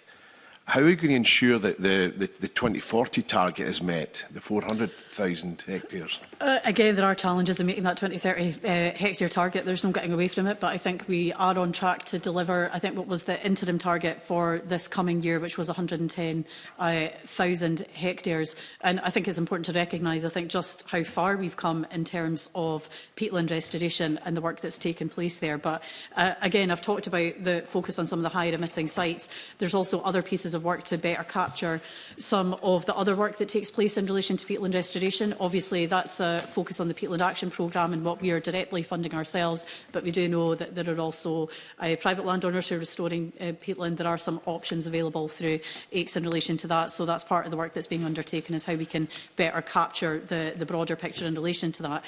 But again, the 400,000 hectare target is that it is ambitious, and again, we believe that it is a target that we can reach.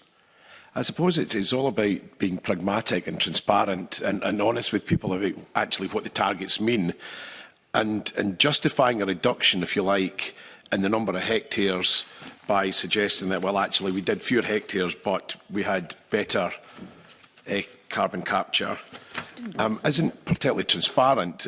Shouldn't we be looking at one or t'other? We should be looking at either what the target emission reductions through improved peatland restoration is, or actually by hectareage. So why have we got the different by area or by emissions? Why are we conflating the two and not being a little bit more transparent?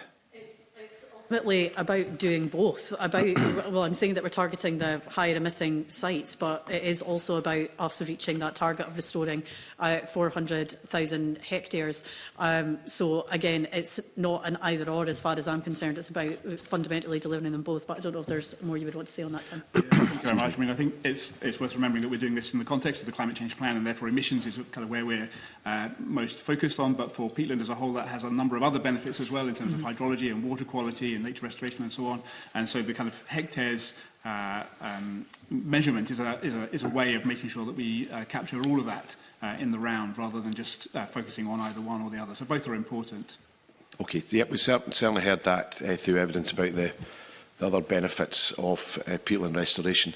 I've got a question from Alistair Allen. As clearly everyone knows, there are some areas of peatland that are much more high emitting than others.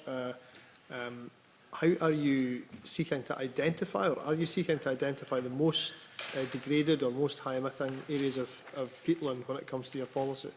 I think key to delivering that is the plan that the convener touched on, I think in one of his previous questions there, about the 5-year peatland action partnership plan, because ultimately that's about setting out and describing the actions that we need to increase restoration during the first phase of the journey to the new 2040 target. So that's ultimately about setting out how we are working with the sector to develop those approaches that are focusing public funds on delivering for the climate, nature and broader objectives, and making sure that we're increasing the proportion of highly degraded, high-emitting peatlands that are restored. And the partnership are currently working through ways to better target those peatland types. And I think we have that mapped out as well in terms of the extent of peatland in Scotland, and also identifying where some of those more challenging sites or the most highly emitting sites are. I think you've indicated that this is going to have to be an effort by all concerned, not merely by government. So what is being done in that case to mainstream the activity of peatland restoration in the day-to-day ownership and management of land in Scotland? It is a really critical point. Again, I think the Peatland Action programme has been fundamental, I think, in driving forward a lot of that work and building relationships.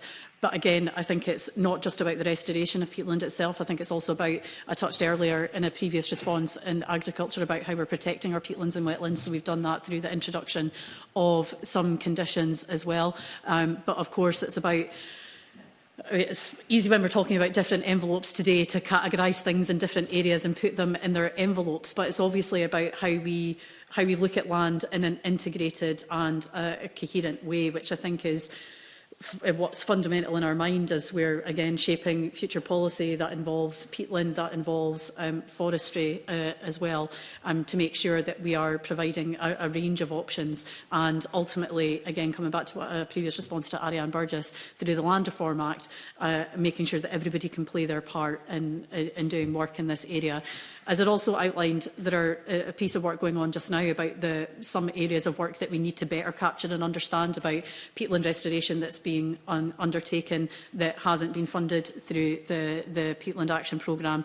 But there are also some quite exciting projects that are taking place at the moment, which I think the committee may have heard about in its evidence, I think, is at the Flow Country Partnership in particular, which I think is looking at working with crofters and peatland restoration. So I think it's taking the learnings from projects like that to see how we can really look to develop on that work and build on it going forward, because it will mean everybody needs to be equipped and able to play their part. And thank you. And finally, Convener, have we got the workforce in rural Scotland, or are we seeking to develop the skills and the existence of a workforce to deal with some of the, well, literally heavy lifting involved in some parts of this work? Yeah, I think that's been one of the challenges in getting where we are with peatland restoration, because it has been about fundamentally building a new industry and ensuring that we're investing in and building that capacity for the sector so that we can deliver the targets that we have now, but also, again, we've talked about the ambitious targets that we have out to 2040 as well. I don't know if there's more you want to add in relation to the skills element, Tim, in particular, about some of the work that's been happening there. Sure. So I mean, I think you'll have heard from the panel a couple of weeks ago that up until relatively recently, there has been some challenges. We seem to, in the short term, have kind of got beyond that. I think in the longer term, there are clearly longer term issues about the workforce, and Nature Scott, I think, talked about going into schools and that kind of thing. So I think in the short to medium term, we have got a programme where there is sufficient capacity in the sector to enable us to do that, but that is not. But there is some work that we will do as part of our 5-year plan to make sure that we've got the right skills and the right sending the right signals to the sector to ensure that is maintained and sustained into the longer term as well. Good. Tim Eagle. Thank you. Just looking at this year's budget, I think in the budget 28 million was set out, and I think there was a mention of 10,000 hectares in there. The climate change plan is obviously looking to do around 13,200 hectares this year. Are you confident that that's achievable within that £28 million budget?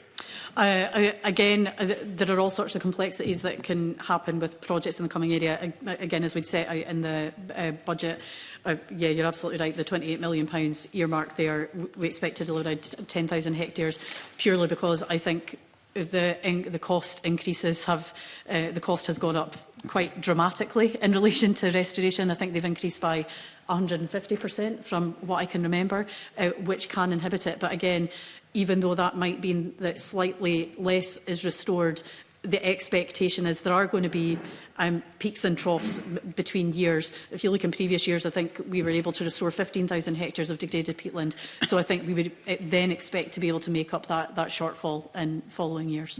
Okay. And is there, just out of curiosity, is there any other sources of funding that you think can help with achieving the targets? That's what we're looking at, and what we've been considering, because peatland so far, peatland restoration is 100% funded through the Scottish Government, and I think that we need to make sure that we are looking at other models of finance and looking at private financing for that, because I don't think we can't rely solely on public funding to do everything that we need to do, whether that's in relation to peatland or other areas as well. So again, the modelling that we've been doing has been looking at a 90%, so funding from the government would cover about 90% of the costs, and then looking at that 10% coming from private finance as well. And there's obviously the Peatland Carbon Code that we have in relation to that too, in terms of, because we want to make sure that if we do have private finance, that investment is done with integrity and in a responsible way, and in accordance with the Natural Capital Market Framework that we'd also published, I think, towards the tail end of 2024. Okay, and thank you. Thank you. I'm very conscious of time. We've got another 2-3 questions still to go, and we're rapidly running out of time. A question from Ariane Burgess. Thanks, Convener. As Tim Eagle touched on the beginning part of my question, I can move to the other part. So just picking up on Tim asked about the other sources of funding, and you pointed out that you're looking to private finance. But we heard from Future Economy Scotland. They warned us in evidence that the private finance market for peatland is underdeveloped and untested, and that it may end up being a delaying action for an uncertain solution later. They also raised a really practical point that peatland restoration is largely about avoiding emissions, so the demand for peatland credits may be weaker. And they were pointing to ideas around things like tax-based approaches or zero interest income contingent loans and that kind of thing. So I'd be interested to have a sense from you if that's something that the government is looking at rather than just going for the straight up carbon credits and that kind of approach. Well, I think we have to look at alternatives and be open to considering other alternatives. There are areas that we're piloting at the moment to see how they're going, and an element of that is on carbon contracts. But again, that's at the very early stages. And I think in the draft climate change plan, we refer to that, and that's a blended finance model to try and increase that private investment in future. So ultimately, that would be about trying to incentivise doing more peatland restoration earlier in the programme so we get that better climate resilience. And it's also a lower risk option, and there wouldn't be as much of a set-up required with looking at that. But again, that's at its very early stages. I don't know if there's more you would want to add on that, Tim, if that probably covers it. Is the carbon emission land tax in that space? Well, again, we'd had a programme for government commitment where we said that we would be asking the Scottish Land Commission to do some work on that. So again, they have been undertaking that work. Thank you. Thanks, Convener. Rhoda Grant. Thank you, Convener. If I can just ask a quick supplementary to that just before I ask my main question. Just that Future Economy Scotland had talked about private finance and suggested that it could increase project costs by almost 50%. I wonder if that provides good value for money. Again, I think that's why piloting some of these projects that we're talking about is important, to see, well, what is going to work and minimise the costs that are involved with that. So again, it's important we undertake projects like the one we're undertaking with the carbon contracts to see, is this something that could then be scaled up, and we could look for that blended finance model in future. But we very much have to see how that pilot progresses and what learning we can take from that. Okay, thank you. We've heard that farmers and crofters have a real role to play looking at peatland restoration, tree planting and the like. How do we ensure that support and funding for this is coherent so that people are being encouraged to do this, I guess, rather than discouraged? Again, I'd probably touch on some of the points I'd made earlier about it's not just about the restoration, but also about how we're protecting some of our peatlands too. So we've looked at that through some of the conditions that we've already applied to agricultural support. It's about the involvement of everyone in the agricultural reform programme to making sure that we are linked. We're not working in silos, and I think I would just want to give that assurance as well, to see that as we're developing future support, how can the support that we're providing be done in an integrated and coherent way. Again, officials are involved in the agricultural reform programme and are very much having these discussions at the moment too.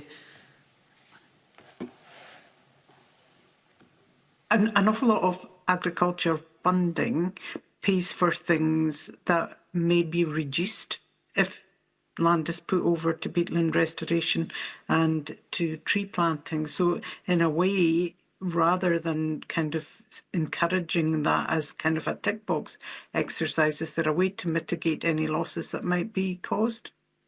Well, I think that's not always necessarily the case, because I think we have some examples that we've actually highlighted in the draft climate change plan of examples where, it's about integrating these different land uses. So we've talked about the integrating trees network, some of the great examples that we have through that. I think the one that we've highlighted in the plan is at Tardo's Farm in the Coopers, where there's a very large peatland restoration programme that had taken place there, but where they've been able to still have that with a successful and commercial sheep flock and sheep herd there. So I think that they've shown how these land uses can be integrated, how you can have that peatland restoration, you can still have your grazing animals as well, and they've been able to make a real success of that. So for me, it's about how we can best ensure that we have those integrated approaches as opposed to an either-or. Okay, and can I just ask as well, we'd had evidence about crofters' role in peatland restoration and common grazings, and the blockage to that being that if there were carbon credits, the landowner, there is dubiety as to who, who can sell these carbon credits? I would suggest not, because the peat is the crofters' resource. But have you any plans to do anything about that to unblock that issue? Again, I think this is where a project that I've touched on in previous responses is going to be critical in looking at the Flow Country Partnership project. I think is looking at exactly these issues. So, Tim, I don't know if you're able to say a bit more about that. That's absolutely right. I'm not going to say too much more about it. I think Professor Roxanne Anderson, who was here a couple of weeks ago, kind of gave you a bit of an insight into that. There is some work that is going on there. We believe it's the first one that will have to go through the Scottish Land Court process, but once that is done, that will hopefully give us some clarity and some further basis for looking at future options as well. Okay, thank you. Tim Eagle. Sorry, is this on 13? Sorry, convener. Yes. Yeah, sorry, I'm getting lost on my page. So I was going to ask a practical question on this, just in terms of encouraging smaller landowners to take up peatland restoration, tree cutting. So I'm very conscious that if you remember back to Storm Arwen, I think it was in 2022, one of the criticisms that came after that, when we had quite a lot of small tree planting that had fallen down on the sides of fields, was it was really cumbersome to talk to Scottish Forestry about licences that were required to remove that and then replant. Do you think to some extent we need, or are you looking at how you can make the system easier to encourage smaller owners to actually plant trees without that fear that once it's planted or once they've done some restoration, that then they are stuck in a sort of a confusion of rules and regulations that then prohibits them perhaps in the future from taking up that? Again, I don't know if that makes sense, but I'm just conscious that was very much a feeling that I got post-2022. Yes, absolutely. I think where we could look to make that easier, we absolutely would. And I think we constantly look at that through the Forestry Grant Scheme. I don't know if Brendan would want to add any more on that, but I think that also highlights, trying to encourage more of that smaller scale planting and integrating it onto farms is also why we increased the grant rates for that as well, in recognition that we wanted to try and incentivise that too. But I don't know on that particular point if there's more you would want to add. No, I definitely sympathise with that. And the main changes I think we'll do is through the development of the Future Forestry Grant Scheme here, in terms of the incentives, because there's almost, no matter the scale, there's an element of work, the planning, preparatory work that comes with that, and it ends up as a disproportionate barrier for small projects. Yeah. So we want to recognise that, and that came through in the consultation ahead of the work on that and through the Future Forestry Grant Scheme. I think we just need to constantly challenge ourselves on the kind of regulatory bureaucracy burden associated with tree felling and replanting. We did take measures around Storm Arwen and to allow people to get going more quickly. Actually, what happened was the markets and the industry capacity was what turned out to be the limiting factor, not the regulator public capacity, body's capacity. But yeah. we definitely need to keep challenging ourselves on that. It sounds like quite a small thing, doesn't it? But actually, a lot of stakeholders are talking about how much a greater part that crofters can play when there's a large volume, even if they've got small amounts of land, and the same with a lot of smallholders and farmers. And I guess very much if we're hearing that on the ground, that actually they feel, because it's not so much about that initial finance that plants the tree, but actually how much they feel stuck once that's there. So actually, I appreciate that you are looking at that, and I guess the urge would be that you take serious consideration for that moving forward, if you truly want these people to come in and play their part in the wider climate change plan. Absolutely agreed. Okay. Yeah. Just very briefly, Dr. Emily Taylor suggested that there's not the same demand, I beg your pardon, I'm on the wrong page, that it's difficult to see how peatland restoration fits in with the farming context, particularly given its alignment with agricultural subsidies. That uncertainty represents a barrier or hesitation around peatland restoration in that context. And she also suggests that applies to the forestry sector. How do you see future policy or funding address that shortcoming when it comes to farmers and other land users, particularly reference to agricultural subsidies, getting involved in peatland restoration and trees on farms? Again, we want to make sure we've got that integrated approach, which is why I talked about the involvement of different policy areas in the agricultural reform programme as well. Of course, we've talked about the forestry grant scheme and support that's available through that for those smaller scale planting as well. I think the learnings that we get in trying to overcome some of the barriers that have traditionally existed in relation to peatland restoration through, again, through the work that's been taken forward by the Flow Country Partnership, I think is helpful in being able to try and identify and then hopefully remove some of those barriers too. But again, I think we all want to end up in a place where that support is better integrated and we have those available options for farmers and crofters. Okay, thank you, Cabinet Secretary, and your officials for this morning. That concludes our questions. Thank you for your time today. I'm now going to suspend the meeting for 15 minutes to allow for a changeover of witnesses and a comfort break. I suspend the meeting.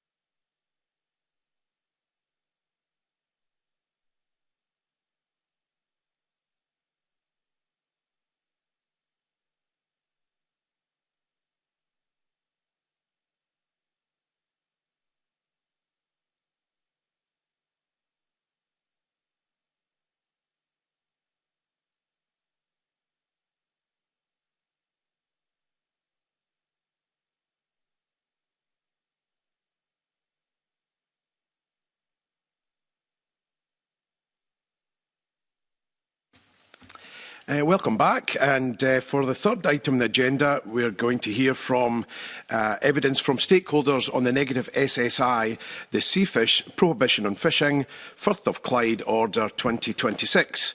And I'll invite the stakeholders to introduce themselves in just a moment. We have approximately 75 minutes for discussion this morning, and given that we have quite a few participants, I would ask everyone to be succinct in their questions and answers.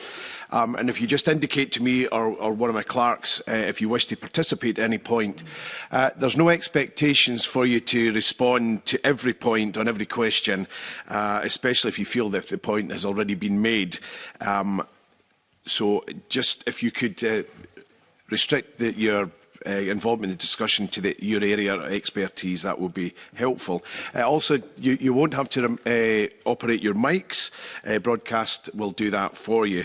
And I would ask if you just wait until you see the light on your mic being turned on before you start to speak, to ensure that everybody hears the start of your contributions. So we'll start on my left, I think. We'll start with Sean. If you could introduce yourself, please. Hi, I'm Sean McElraith, local fisherman to the Clyde, fourth generation, and just here today for the 2026-10 SSI, which is affecting us where we can fish, which we can't fish on my doorstep. So, cool. Good morning, I'm Alistair Hamilton. Am I on? Hi. I'm Alistair Hamilton, I'm the chair of the South West Region Inshore Fisheries Group. I'm Robin Cook. I'm a fisheries scientist at the University of Strathclyde.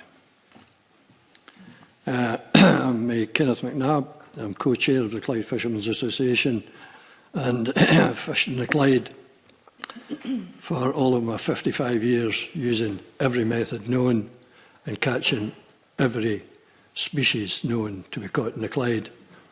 And I'm here today to try and save what we've got left of the fishery, and more importantly, to try and save the community that I've lived in all my life. Thank you. Hi, I'm Megan Hamill. I'm a trustee at Community of Arran Seabed Trust, a community-led organisation contributing to the conservation and restoration of the seas around the Isle of Arran and the Clyde. Morning everyone, my name is Esther Brooker. I'm a Senior Marine Advocacy Officer at Scottish Environment Link, and I work with Link's Marine Group. Elaine. Elaine White, Clyde Fishermen's Association. I'm here to represent Mixed Gear Fishermen, Static Mobile Line, all in our membership, one of the oldest fishing associations in Scotland. Thanks. Thank you. Morning, Rhea Chris, Public Affairs Manager for Scotland for Open Seas. We advocate for sustainable fisheries and healthy seas. I'm Michael Heath, Fisheries Scientist at the University of Strathclyde. Thank you. I'm Alex Watson-Crook from Sustainable Inshore Fisheries Trust, and SIFT believes that the Clyde can and should be more than just a shell fishery, and strong cod stocks and other whitefish could bring that forward. Thank you.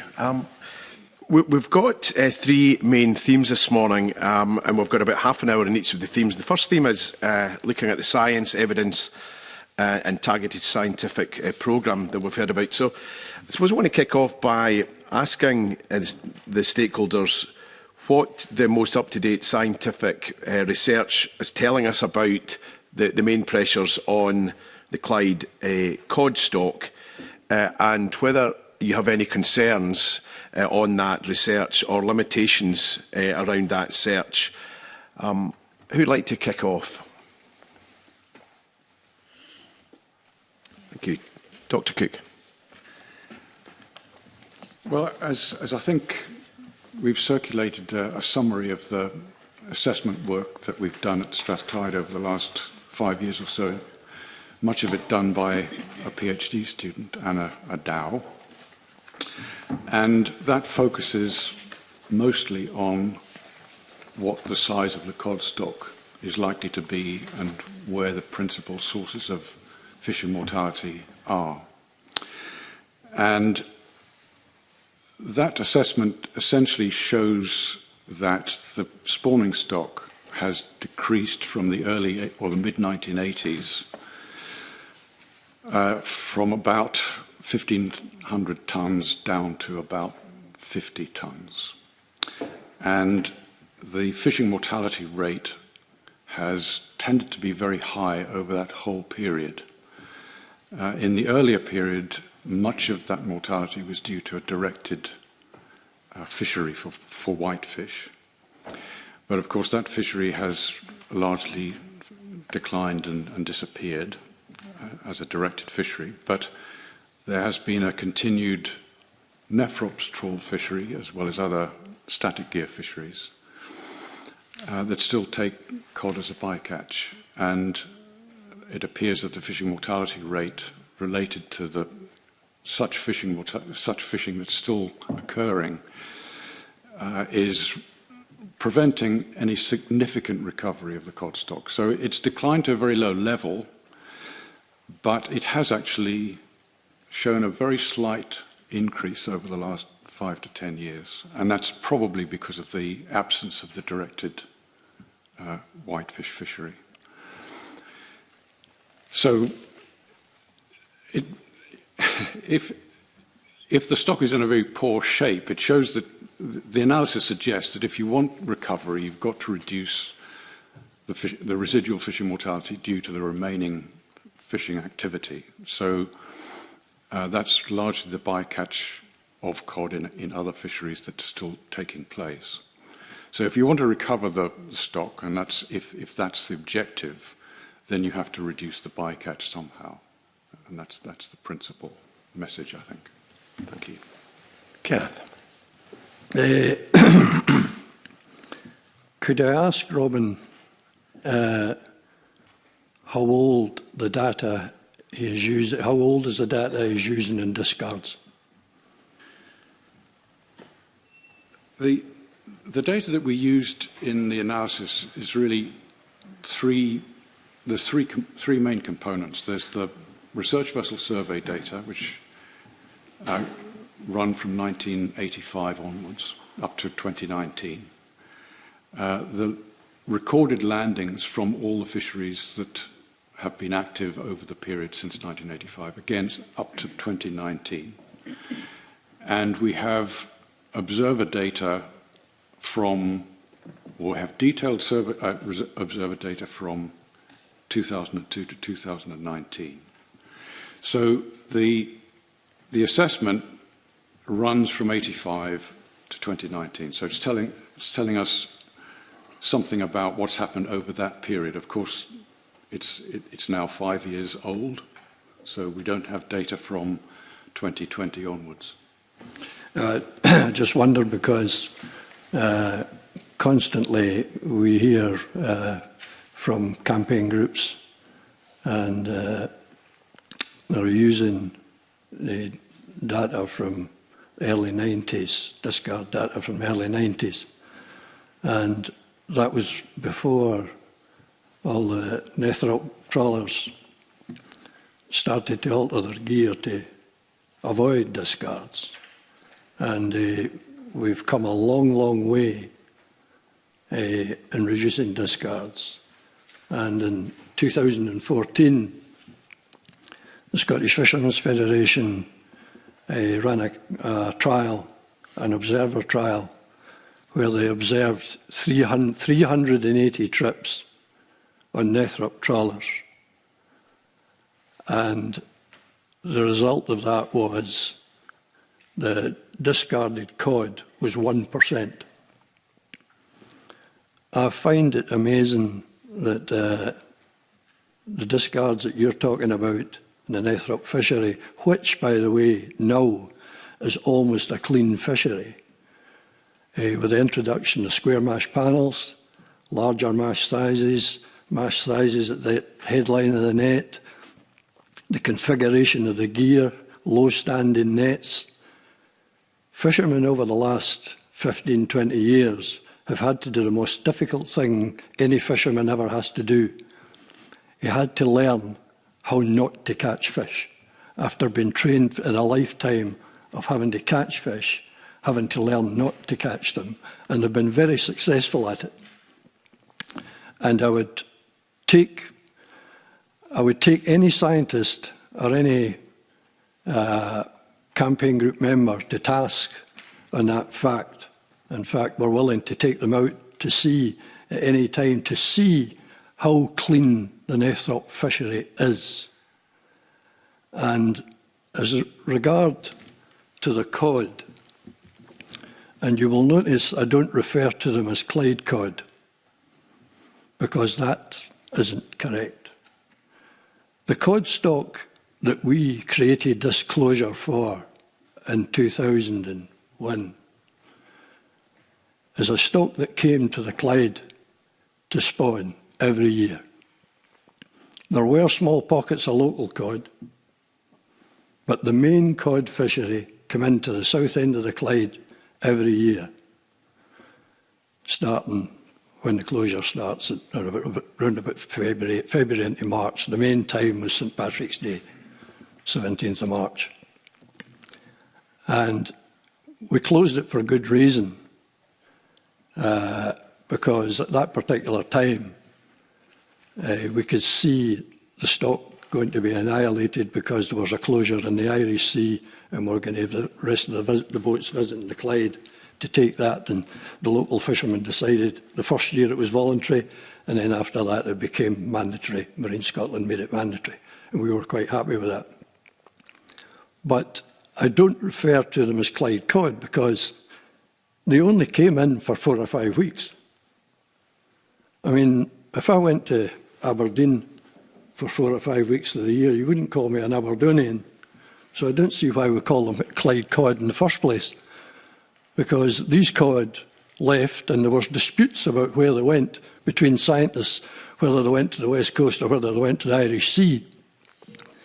And we discovered through Irish scientists they tagged some of the cod and they went to the Irish Sea.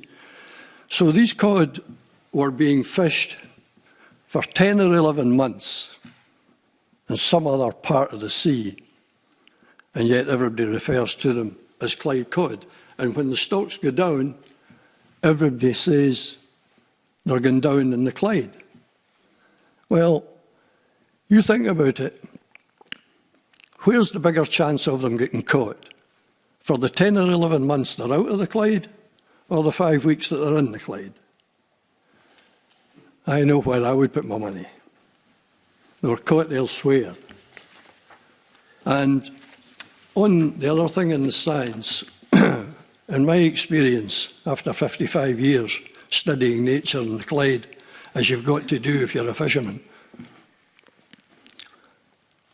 cod need 2 things, as do all other demersal species. They need a source of food, and they need the proper conditions, especially the proper water temperature. The Clyde is bereft of food and has been for the last 20 years. There's nothing for them to eat.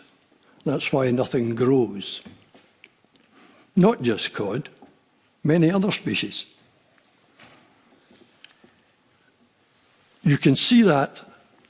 One thing that's gone missing, I don't know whether you can remember when you were maybe younger and you went out in a boat at night and you steamed at night and you see the phosphorus in the water, the way the old fishermen used to look for herring and mackerel. That isn't there. That's created by plankton. You will steam all night, every night for the last 20 years and you won't see that. That is a sure sign that the food has dropped. And it's dropped to levels that I've never seen in my whole lifetime. And that's one of the reasons that you've got a decrease in your bird population. Thank you, Kenneth. That's a good basis to start. I'm going to go around and make sure everybody, some people will want to feed back on some of the comments you've made. I'm going to bring in Michael Heath. Thank you. A number of things I'd like to come back on there. First of all, the issue about whether the cod that were caught in the spawning fishery are actually Clyde cod or not. All of the tagging data that's ever been done in the Clyde shows that fish tagged in the Clyde or in the fishery on the sill are always caught in the Clyde. Very, very small proportion of the fish that were tagged in the Clyde are ever recovered elsewhere or in the Irish Sea. So I think the scientific evidence is very strong that it's a self-contained population. The genetic evidence is very strong that it's a self-contained population, an isolated population. So moving on to your comments about the discarding, you say that cod are 1%. Well, 1% of what? You weren't clear about that. It's not the percentage of cod in the catch that matters, it's the percentage of the cod in the sea that were caught that matters. So, first of all, 1% of what? But the point is that the discard quantity has gone down because the stock has gone down. And also, I absolutely agree that there's been great measures to improve the selectivity of the fishing gear to reduce that bycatch. But if you look at our picture on page 4 of the notes we sent out, there's a graph there which shows the quantity of discard from the Nephrops trawlers from 1990 to 2019. And it's currently sitting at about 40 tonnes a year. It doesn't sound very much, but when the stock is only 40 or 50 tonnes a year, it's an awful lot. And regards the SFF data, all of that data collected by the SFF is included on our analysis, and they now face a problem because they're denied access to Clyde boats. There have been no samples of discards collected for observer trips by the SFF since 2020. They've been denied access. Now, that's not right. That shouldn't be. Regarding food for cod in the Clyde, the plankton sampling that's been done, the evidence we have is that there's no shortage of food in the Clyde. It's extremely productive, extremely rich area, and other fish species are not having the same problem. We've done a lot of analysis of the growth rate of cod in the Clyde, and that shows absolutely no trend over time at all. So I've got some issues with quite a lot of what you said there. Not all of it, but quite a lot of it. Some issues with what you said too, because there's been no boats have told the SFF they can't come and do observe trips. We had an observer on board 2 years ago during the cod closure, a Marine Scotland observer. And he was out for 3 days, and we caught an average between 700 and 800 kilo of nephrops each day for the 3 days. And he had total discards, wasn't even any cod, total discards, mainly small whiting, and he had 5 kilo for the 3 days. Do you think we've done quite a lot in discards, if that's the case? So, I mean, you don't have any up-to-date evidence, Mike, over the last 5 years. If you come back briefly on that, then I'm going to open up the question a little bit more. We've got all of the evidence from all of the observer trips up to 2019. All of that data from all sources, both Marine Directorate and SFF. From 2020 onwards, we don't have the data, because there have only been 5 trips, as far as I know, in the Clyde, observer trips, and none of those were done by the SFF. Because it's quite clear we've got some disputes over the validity of or robustness of the science. And that is one of the issues we've had since I became an MSP, was the evidence we've heard in the Clyde Box science has been less than adequate. I suppose what it's really important for the committee to also understand is whether the government's approach, the approach they've taken in this SSI, actually reflects the evidence that they're suggesting exists. Because that's another question, and there's issues around whether the government's approach actually reflects the evidence and is evidence-led. Professor Heath.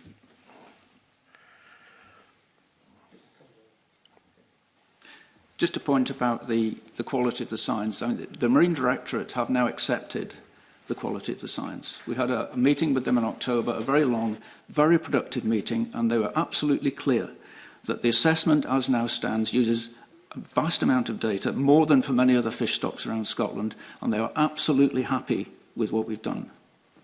Okay, thank you. Elaine White. Yeah, thanks very much. Thanks to everybody. I've got to emphasise that we have been willing to do trials.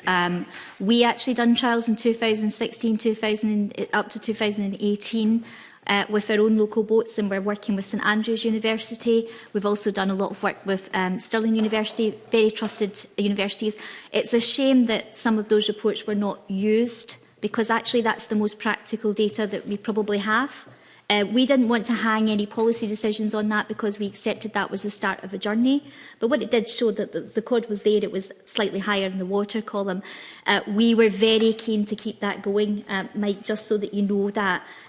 We obviously are not part of the SFF, and a lot of the funding for the Observer Data Programme goes through them. We are part members of CIFA, but we were very keen to keep that science going, and any stoppage in science wasn't from our side. We actually helped fund these things as well. So just so that you know, we were keen not to go ahead and do it ourselves without Marine Directorate, because we wanted not to be seen as partisan. We wanted the science to be seen as something that was neutral. We obviously, during the closures, we also had observers from Marine Directorate, and we had compliance and quite regularly measuring the cod, etc. So there's not a willingness not to work on this. This is something that we really want to work on. Regarding the model that you're using, Professor Heath, yes, we do understand the details of the meeting in October. We've spoken to Marine Directorate about that too. As far as I'm aware, there's no actual problem with the model itself, but of course there's an issue with the data deficiencies, and there are data deficiencies. So that's something that we really need to work out. Our feedback from Marine Directorate is, yes, we need to work on the data that goes into the model. So they've been quite candid with us about the discussions that they've had with yourself as well. I think my wider concern is that this is such a specialised discussion that we're having about Clyde Cod, and we're having it all of the time. This is happening more frequently than anywhere else. I think one of the last committees, Clyde was mentioned nearly 20 times, in the North Sea 3 times. And it shows you the proportionate effort that's going in. We are the pilot area for marine planning, we're the pilot area for 2020, we're the pilot area for the cod box, we're the pilot area for no-take zones. We've been the pilot area for everything, and I think that's sometimes more political than anything else. And I think the strain on a small organisation who is more than willing to work on this has been exceptional over the last few years. Our fishermen are pulling their hair out over this. It's just hard going. But I think the wider thing that I'm concerned about is it actually to do with fishing entirely? Because there was a very good paper that came out just a few weeks ago from the Fraunhofer Institute in Germany. That was Carl Michael Wern. And he's talking about a global warming phenomena that happened in 2003 that's affected the feeding. And that kind of builds on the work that we've mentioned before from Clisson-Turson and Hatton. And we also had put some work in from CFAS as well, which just came out, I think, in the summer. They're all saying the same thing. The water is getting warmer, so we're seeing different types of stocks coming in. And I think this is not happening in Scotland. This is happening in Norway. It's happening everywhere. And all we're talking about is the Clyde. Now, I think if we're serious about finding out what's going on with our stocks, we should be looking at this on a nationwide basis. It shouldn't just be one tiny area. It should be all of us. Why are we exceptional? We're not. So I think we need to be, to be accurate, we need to be looking at that, and we need to look at stock composition. That's really important. And also, just final one, we're talking so much about bycatch, and we talk about sediment disturbance, and we talk about all these other things. This closure is a voluntary measure by the local fishermen at a white fish fleet that's no longer there and no longer commercial. So if we want to look at the composition of the stocks, we should be doing finfish trials, not just bycatch trials. And for at the moment, obviously, we're talking about doing this TSP. We need to know what the details of that are going to be. It would have been good to come here knowing what the details are, but that has to be worked up so that we all have confidence in going forward. Thank you. I've got Rhea and then Esther. Thank you. In response to the convener's ask about pulling back a bit and what it is that the government should be doing, I think it's important to notice that there is a disparity in the evidence standard being used, and that there is a real concern here that evidence-led policy is becoming policy-led evidence. I think it's important also to remember that there are a lot of statutory obligations that the government at the moment hasn't really shown that they are following. So, for example, the Fishery Acts says in Section 1, best available scientific evidence should be used and should be based to make management decisions on fish and aquaculture activities. Again, future fisheries management strategy states that the government will always take an evidence-based approach by fully utilizing the data and knowledge available at all levels. And at the moment, I don't think that's being demonstrated by the government. I think also what's not being demonstrated by the government is how they have made an assessment of this SSI against the National Marine Plan. Since they haven't done that, they would be in breach of legal obligations established in the Open Seas versus Scottish Government court case. So I would really implore this committee that when the CAPSEC is here, to ask how is the evidence being used? How are they doing that? How are they using evidence-based approach and the best available evidence? It's for them to explain that and justify it in regards to this SSI. Okay, thank you. Esther. Yeah, it's just to add to some of the comments that have been made already. I think the Scottish Government takes a very precautionary approach in this particular case, which Link believes is justified given the poor state of the Clyde cod and in fact cod populations more widely in Scottish seas. But I think the response from the Scottish Government to this consultation doesn't necessarily fully reflect some of the evidence that there is available, that we've heard some of about it today. There's a focus on maintaining the closure, which I think is valid on a precautionary basis. There's a focus on a targeted scientific programme, which is also, a positive step. But then, having those as a reason not to necessarily pursue management measures to address some of the other things that we do have evidence for, I think is perhaps something that needs to be reviewed. Thank you. Alistair and then Dr. Cook. I would like to say that it's clear that after 20 years of closure, this closure is not doing anything to improve the Clyde stock. And if the government to be congratulated for anything, it's that they're prepared to evolve the management measures here, because this has been a damaging closure to the industry, and it can't be allowed to go on in perpetuity. Thank you. Dr. Cook. Thanks. Just a couple of points in relation. You asked a question about whether the science would support the kind of measures that this regulation is intended to address. And it's very much, the regulation is very much focused on a closed area for spawning. So they're saying we want to protect the spawning fish, which is a reasonable thing to say. But there are two, I think, very important points which question whether a closed area, a spawning closed area, is actually the most useful thing to do. First of all, in relation to productivity, Kenny McNabb mentioned that he thought that there wasn't enough food.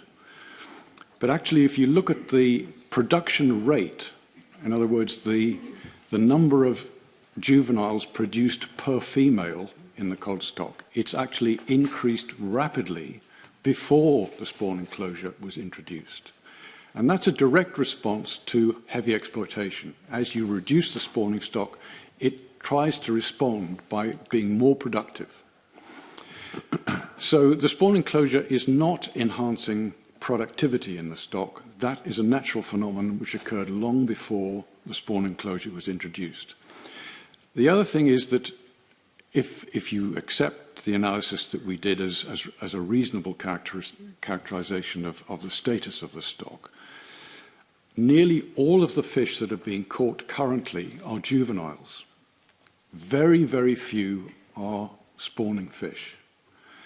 So around about 90% of what's being caught are fish that are born that year or 1 year old. And that means that what you're doing is you're catching fish before they spawn. So when you introduce a spawning closure, it's too late. You've already lost much of your spawning potential by catching them when they're very young. And I think that's why one should really ask the question, if you want to produce a more productive or a more healthier stock, is a spawning closure really the optimum thing to do? Thank you. Just on clarification, so previously we heard that the closure was all about ensuring the best spawning conditions. And we heard that leisure boats, whatever, were being excluded because they would have an impact. And I remember cringing at hearing some of the evidence from the Scottish Government around the noise of engines could affect the ability for cods to spawn. But are we being clear here that there is no issue with spawning? So the fish that go to spawn are spawning quite happily, if you like to put it that way. And in fact, that spawning level is actually increasing in the Clyde. Is that what you're in effect saying? Not quite. The spawning, the productivity of the spawning population was increasing before the spawning closure. When the spawning closure was implemented, that level of productivity remained static. So it increased to the point when the spawning closure was introduced, and it has stayed at a high level ever since. Okay, thank you. Ariane Burgess. Oh, thanks, Convener. I'm going to come to you, Dr. Cook, in a moment, but Alistair, you said that the closure is not doing anything, and actually, Dr. Cook, you said it's not enhancing the stock. So I'm just curious, because you said the focus is a closed area for spawning, but is this, and I'm going to paraphrase you, I can't write that quickly, but is this the most effective way to protect a spawning stock? So what could another way be that we could do? Because if this is what I'm hearing and from what I've read, this is not actually doing what we need it to be doing, which is to protect the cod and ensure that we have a future cod stock. So what else could we be doing that might be better? Yes. Well, can we focus on the science at the moment, because actually we're going to go on to alternative methods further on. If we just stick to questions on the science. So, Beatrice, have you got a question around the science and the government's approach? I have got a question around the science. In what would those who are best able to answer, what would we expect from another 3 years of monitoring? And I wonder if Professor Heath might answer that. Oh. Well, part of the monitoring has disappeared. So the Observer programme, which was monitoring what's actually caught at the moment, has declined to a very low level of activity. So that must be reinstated, because there's essentially no monitoring of what's been caught at the moment. The research vessel surveys are an absolutely vital part of all this, and they will surely continue. So that element of the science is going ahead, I'm quite sure, in safe hands. But I just wonder if another 3 years, are we going to be sitting back here with the same, asking the same questions? Well, I think this is an emergency. You know, when the stock has gone from a spawning stock of 1,000 tonnes in 1985 to something less than 50 today, I think that's an emergency. I don't think you can afford to wait 3 years for an answer from that science programme. We know, we've got the data. We know what to do to analyse that and give some advice on what might be done. Thank you. I've got Alec, Elaine, and then Kenneth. Thank you, Convener. Thanks, Convener. I would agree with Elaine around the TSP, so the Targeted Scientific Programme, which is this extension of 3 years, which is why the committee has been asked to extend what is usually a 2-year order. There's no details at all around that. We don't know what that looks like. We really need to know. It surely must focus towards monitoring new methods that I know we're going to come on to of how to bring the stock back. But at the moment, there's no detail. So what does that actually bring us? So in answer to your question, you know, how does that assist us here? It's my understanding that Marine Directorate absolutely accepts both the methodology and the robustness of the data. I think the science is now incontrovertible. So we move forward to work out what we do next. Again, I'll go back on that point. We've been informed that the model is something that they would not debate, but that is data discrepancies before 2002 and after 2020. So that's the feedback that we've had from Marine Directorate, that the model is not in question, but with the information that is feeding the model is. So that's what we've been told directly. Just to go back on this point, we're all talking about the science. I'm just upset, actually, that St Andrews University are not here, because they're the ones who have come out and done practical work with us, because I think they have quite a different take on what's happening. And it would be great if they were around the table as somebody who's been out on boats and have actually seen what's happening. You talked about, we're talking about just cod as if it's the only fish that's there. And I've talked about other stocks coming in. The biomass in the Clyde is actually far higher than it was in 1930, 1940. That's a fact. It's gone up and went up. It's just different types of fish. And it's, as Professor Heath had said, sometimes it's smaller fish. But we have to have a reality of this climate. And I really think we have to speak about it. There's just been recent information out from Nature Scot about the increase in flapper skate in the west coast of Scotland. We've had closures in for that for a long time. We've got other predators like spur dog, various predators coming in that are impacting what's happening at sea as well. But we're only looking at cod. And I don't think we can do that. And I also don't think we can only look at the Clyde. I don't think that's the way to do it. I completely agree that we need to have science. I'm really not sure where Professor Heath thought that we would want to do that. We've been pushing for it for a long time. But it has to look at climate, has to look at predation, has to look at seal numbers, has to look at all of these things. And we need to look at the international research that's being done. The same's happening everywhere. And can we stop making the Clyde a specialised case and we really look at the information that's out there? Thank you. Kenneth and then Esther. I totally agree with what Elaine said there. We seem to be concentrating so much on the one thing, discards. That's not the way I see it. That's not the way fishermen see it on the ground. I mean, over the last 20 years, we now have temperature sensors in our sensors on our gear. So we record seabed temperature every day for the last 20 years. And we get the surface temperature as well. And we're seeing things happening in temperature that we've never, ever seen before. The week before Christmas, before we stopped fishing this year, we seen a thing that we'd never, ever seen before. The seabed temperature and the surface temperature were the exact same. And it was between 11 and 12 degrees, which is abnormally high for that time of year. When it comes to closure time this year, I reckon the water's been that warm over the winter, I reckon that the conditions won't be any good for cod to spawn. It'll be too warm. And, you know, we're seeing this every day. And nobody's doing anything about it. No, it doesn't even get mentioned in any of the scientific papers. No mention at all. And the paper that Elaine spoke about that the Norwegians and the Germans published just a few weeks ago, they talked about the North Atlantic flow. And they gave 2 years, 2 specific years, 2002 and 2003, were extreme warming years in the sea.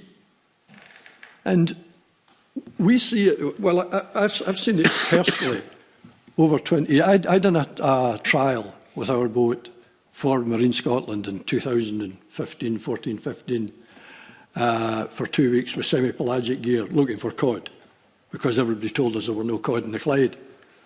And we knew that that was completely wrong.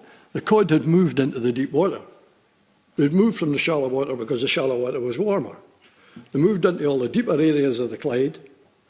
They weren't on the bottom, they were off the bottom slightly, 5 fathom off the bottom, but we had the gear that could catch them. And we caught cod. We caught cod. All good-sized cod. That was in 2014. And then what we're seeing now, because the water's even warmer now, is I think they're disappearing from these areas as well. Okay. And as Elaine said, we don't look at other predators, like the seal populations went up, flapper skate, dogfish. We had a guy who transitioned away from trawling and tried static gear like gill nets and lines, and he shot his lines and his gear down in that closed area in the summer, because in the summertime, where these cod actually spawn, hake spawn there in the summertime, and always have done. And he put his nets down, and when he lifted them up, I mean, I've got photographic evidence of this. Any hake that he caught in the nets, the bellies were ripped out them, were either dogfish or seals. It became not worth his while doing it. Because we've got 2 protected species, called dogfish, who we can sell some now, but they've got to be a certain size, but it's been closed for years, a zero tack, and we've got flapper skate, who have appeared in massive numbers, and he lost. And these are both bottom feeders. They feed in the bottom. So if cod were to spawn, that spawn would disappear within hours. There's so many dogfish, so many flatware skate. The things we're protecting are destroying the demersal stocks before they even get to grow. Okay, thank you. And, you know, we need to have a big look at this, but this is not just happening in the Clyde. This is happening everywhere else. Okay. Why we're just picking the Clyde for this, I don't know. It doesn't make sense. Okay, I've got Esther and then Professor Heath to come back in again. Thank you. So the targeted scientific programme proposed for 3 years, I think it is a positive thing, but it's, as I mentioned earlier, it's not a substitute for action on other issues that we do have evidence for. With this targeted scientific programme, it would be something that would need to be well resourced, and I would question whether that is, you know, the kind of resources that we need to answer some of the questions that are coming up through this programme are available. We have other management interventions too that we're still waiting to be fully rolled out that can support monitoring as well. So things like remote electronic monitoring with cameras across our fleet as well. So I wanted to flag that that's an important thing that needs to be taken into account as well. And some of the other impacts that have been raised just now around sort of warming waters and predation, those are all sort of more natural things that can be taken into account in fisheries management, but they can't necessarily be controlled through direct intervention. So we need to concentrate on the things that we can control through direct interventions. Thank you. Professor Heath. Yeah. I'm coming back on the point about climate change. I mean, it's absolutely right in the North Sea that warm years produce poor recruitment. There's an inverse relationship between the two, and both Robin and I have written about that in the past. The evidence we have from the Clyde does not show that to be the case, that the warm years don't produce any signal in recruitment. And why is that? Well, as you mentioned, Kenny, the Clyde is an unusual place. It's very deep in places. It's got pockets of cold water in the deep basins where cod and many other species can take refuge under warm conditions. In fact, the Clyde has been a refuge for certain plankton species which have sat there since the last glaciation. Calanus fumarchicus is an Arctic residue left over from the last glaciation, which still lives in the Clyde, and it shouldn't be existing, shouldn't be in those latitudes at all. So, and you're absolutely right that climate change is happening, environmental change is happening, but if we want to keep cod in the Clyde, then fisheries management has to respond to that and adapt. And probably if the productivity is going down due to environmental change, then the fisheries have to be scaled back in order to compensate for that. So, I mean, the question is, does anybody want to keep cod in the Clyde? What I'm hearing from the fishing industry is actually they don't. They don't really care about that. I think we should.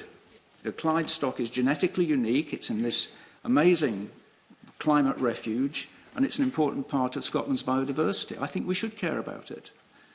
But I'm not hearing that from around the room, and I don't really hear a clear statement from the Marine Directorate that they think cod is worth saving. I think that's the key question. If you think it's worth saving, then we get up and do something about it. But I'm not hearing that. Briefly, Elaine, and I'm going to move on to a next member question. Okay, well, all of our boats that are doing the temperature surveys can tell you that there is an increase in the Clyde. I think Kenny's just said that in terms of water temperature. I don't believe any of us said that we don't want the cod to be there, so please, I'll speak for myself. It's not that. It's just with the reality of what we're dealing with on the ground is different stocks coming in. And just when you're talking about that, I'll quote some of my colleagues from Shetland, actually, who gave us figures that over the last 20 years, the abundance of bony fish has increased by 94%. 6 species of crab and lobster and scallops have increased by 99%. 37 species of sharks, skates, rays have increased by 301% against a global decline of 71%. And that's a Nature Scott study that showed that. And 11 species of squid octopus have increased by 398%. That shows you things are changing on the ground. And it's not that we don't want any particular stock to be there. It's just there's a reality of an environment changing, and we have to be responsive to that and sensible. Okay, thank you. I've got Evelyn Tweed. Well, I'm very conscious at timing, so I'm going to bring in Evelyn, and Emma has got a supplementary, and then we'll put those together and get some answers, hopefully, in the stakeholders. Evelyn. Thanks, Convener. Yeah, I wanted to dig into the targeted scientific programme a bit more. Now, Esther has said that she felt it was positive, but it needed to be well-resourced. I think Alex had also mentioned it as a positive measure, but needed more detail. I think what I would like to get from the wider group is it going to improve evidence? Is it going to improve trust? And will it lead to more collaboration?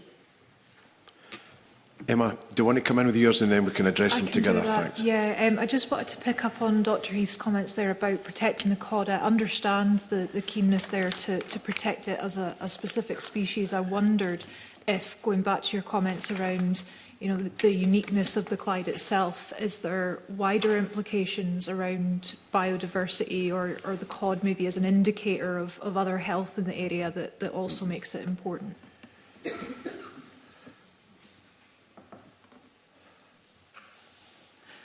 Yeah, I mean, the Clyde is a unique environment. I mean, there are some of the most polluted areas of the UK's waters in the Clyde, and there are some of the most pristine and cleanest waters in the Clyde.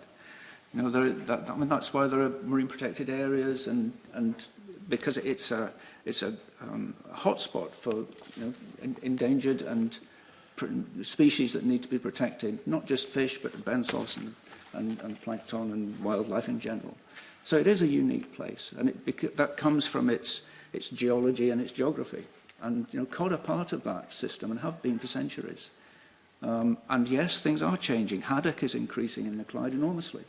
There's a very high stock of haddock in the Clyde. Other species are coming in, and there's a turnover of species all the time. That's happening. But cod have been there for centuries. Do we want to be on the watch that sees it disappear?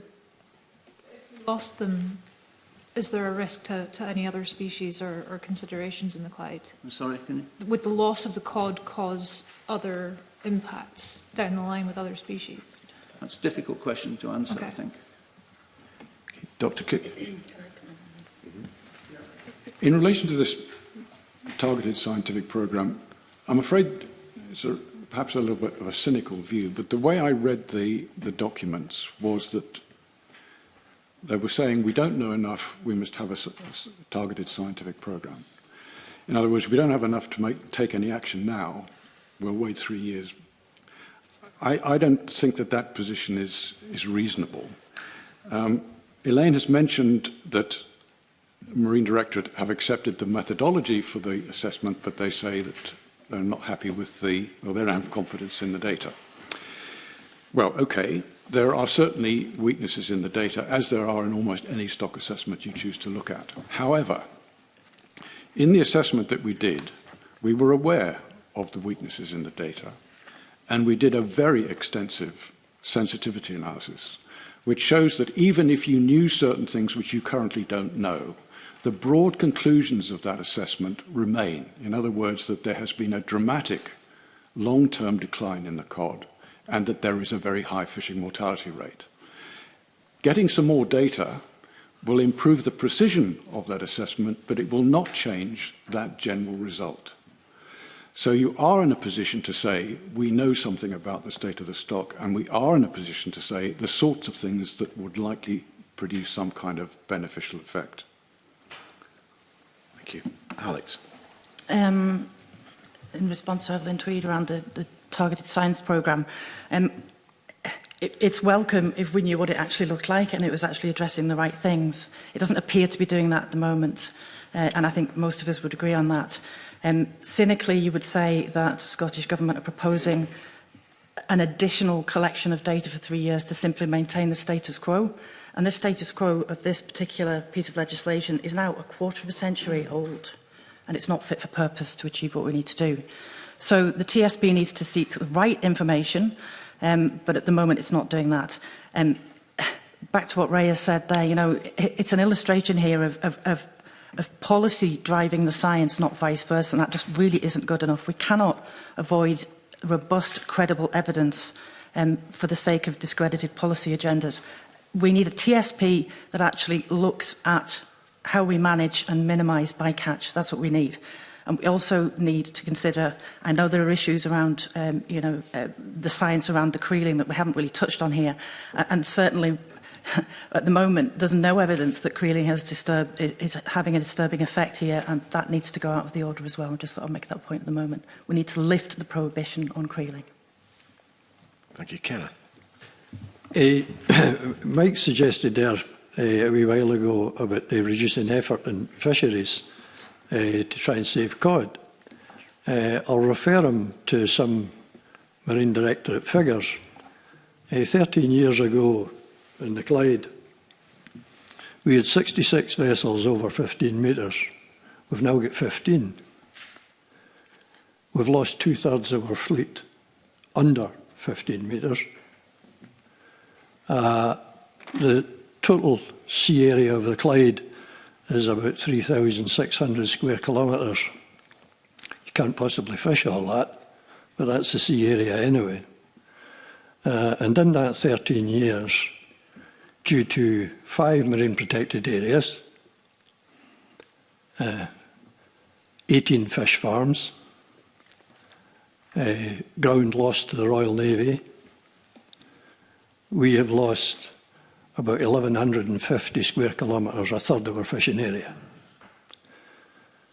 Now that has resulted in the decimation of communities.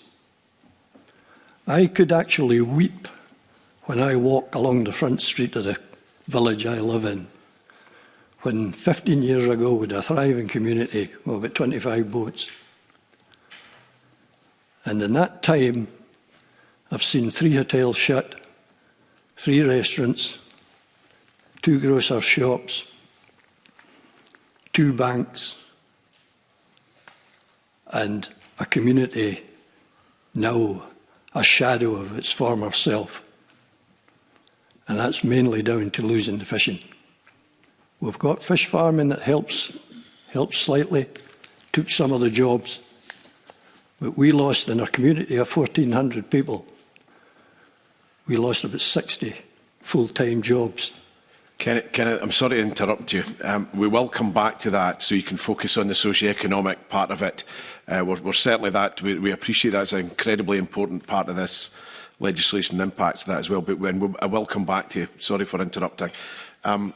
Back to the science again. I mean, just briefly, I've never advocated for reducing fishing effort. What we need to do is improve the efficiency of the fishing so that it's not taking the bycatch. That's the key thing. Yeah, I know, but it needs to go further. And that's got to be the focus of the targeted science programme, is figuring out how to make fishing gear even more efficient at not catching cod. Elaine, and then we're going to move on to our next topic. Yeah, just to respond to Alex, she said, I think we can all agree we've got enough science. I don't agree with that point. I think we do have to work in trust, and we need to work in practical science. I think there's been a lot of trust lost. And just so that we do know, we've been doing quite a lot in the meantime. We've got a BATMAP project, which is looking at things like, where there's high density of catch that we don't want to develop, we don't want to catch. That's something that we developed ourselves. So maybe Mike didn't know about that, but we've been doing that work as well. I think we have to get communication better, because there's obviously been a breakdown between, we certainly talked to Stirling University, we're talking to Strathclyde University, we're talking to St Andrews University, but maybe Strathclyde don't know everything that's happening practically in the science, and we're happy to work on that. But we're talking about 2019, that's not 5 years, that's 7 years. So we really do have to get that science, and science that we trust. And we talked about getting observers. Do you know that's been observed trips? That's been really difficult, because Kenny just made the point. There's hardly any boats out there some days. Our fleet has been decimated, so trying to get people who are actually able to take people out is quite a challenge because of the state of our fleet. And I would argue that decisions are being made in a precautionary principle because there's a fear of management by litigation. And I think that's where we're at, and we have to get out of that space. Just briefly, Alex. Elaine, just a question for you. The data coming from other academic establishments, is it being shared with Marine Directorate? Because obviously they're the key people. Yes, we have always insisted in doing everything with Marine Directorate, and you should know that because I think you've done an FOI and you took it to the Information Commissioner for the last report, but there's also information in terms of BATMAP that we're working with other partners on as well. I'm now going to move on to looking at proposed management measures. Beatrice Wishart. And yes, this is around proposed management measures, and we've already heard in discussing the science views on whether the proposed 3-year period for the SSI is justified.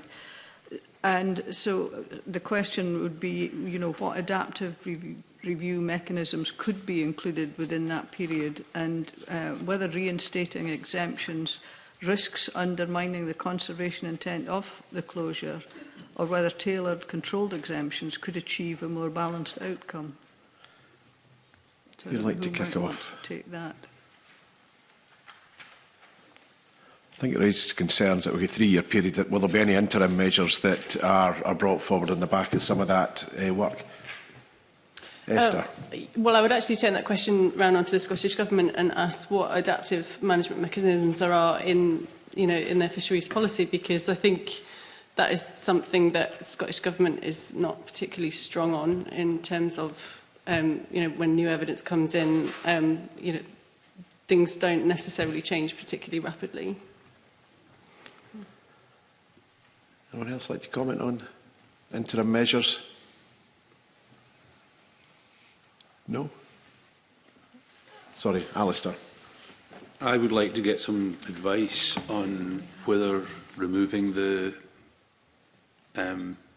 measures that were introduced in 2022, prohibiting creeling particularly, would jeopardise any scientific programme, because I don't believe they have any impact on cod stocks.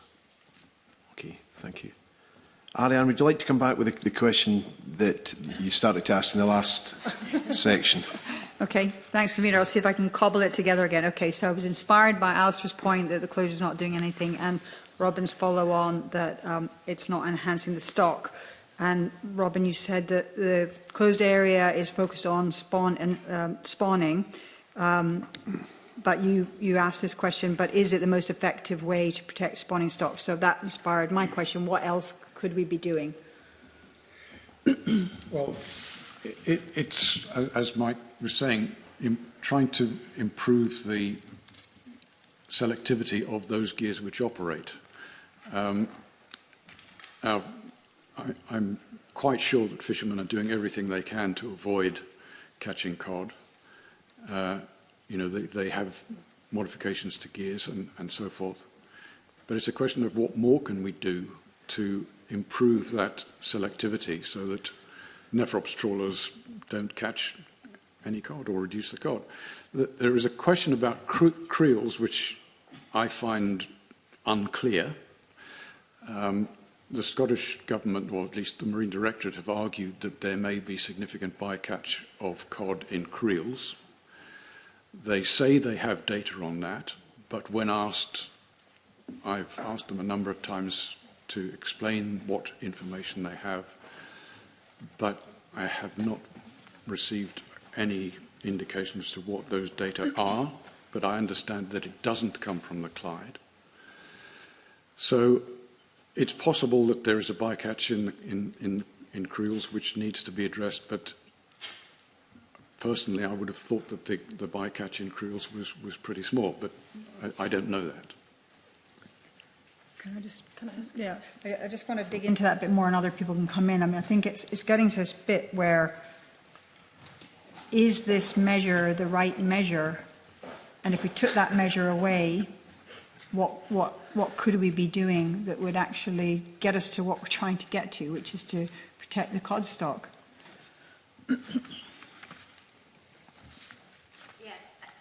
I mean, a few people have mentioned about creels and mobile fishing and what's the impact, and you're entirely right, Finlay. When the report initially came out, it actually said any noise at all. It could be leisure boats, it could be anything. So my argument is that this isn't right for creel boats or the small mobile boats that operate in there either. I don't think the initial measures were ever right for the small fleet. And I really want to point out as well that we're talking about this. Our guys have a licence, the same as everybody else nationally has a licence, and they have quota and they do everything the same as everyone else. But our guys are being curtailed in a way that nobody else is nationally. And their markets are being curtailed as well as their ability to fish and their science.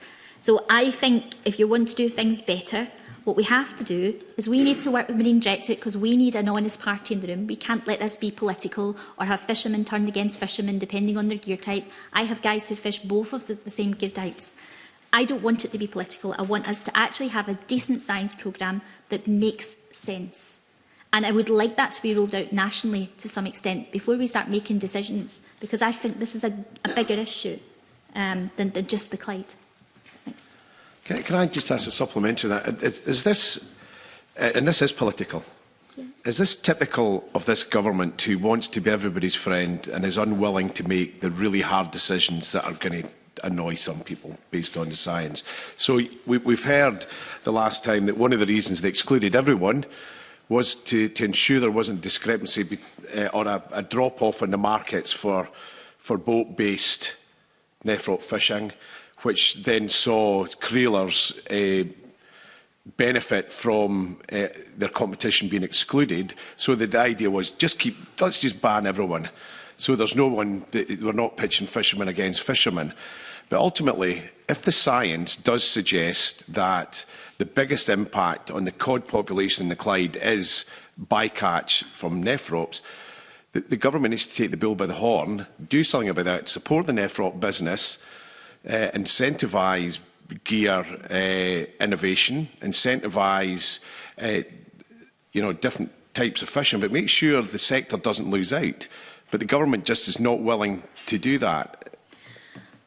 If that's a question to me, I think, again, it's a national issue. And I do think that I think the Clyde is a focus because we've actually done things like our men ourselves implemented the closure. We've brought out the no-take zone. We've done a whole lot of good things in terms of policy and conservation that have actually turned around and bit us. Because what's happened is it's become a piece of meat for people to chew into and make it very political. We've got to remember this whole thing happened because of the Butte House Agreement. It wasn't based on science initially, and I think we're all retrofitting aspects into it. We're all talking about sediment disturbance and we're talking about bycatch. It was to prevent a targeted white fishery targeting. And it's turned into a million different things to a million different people.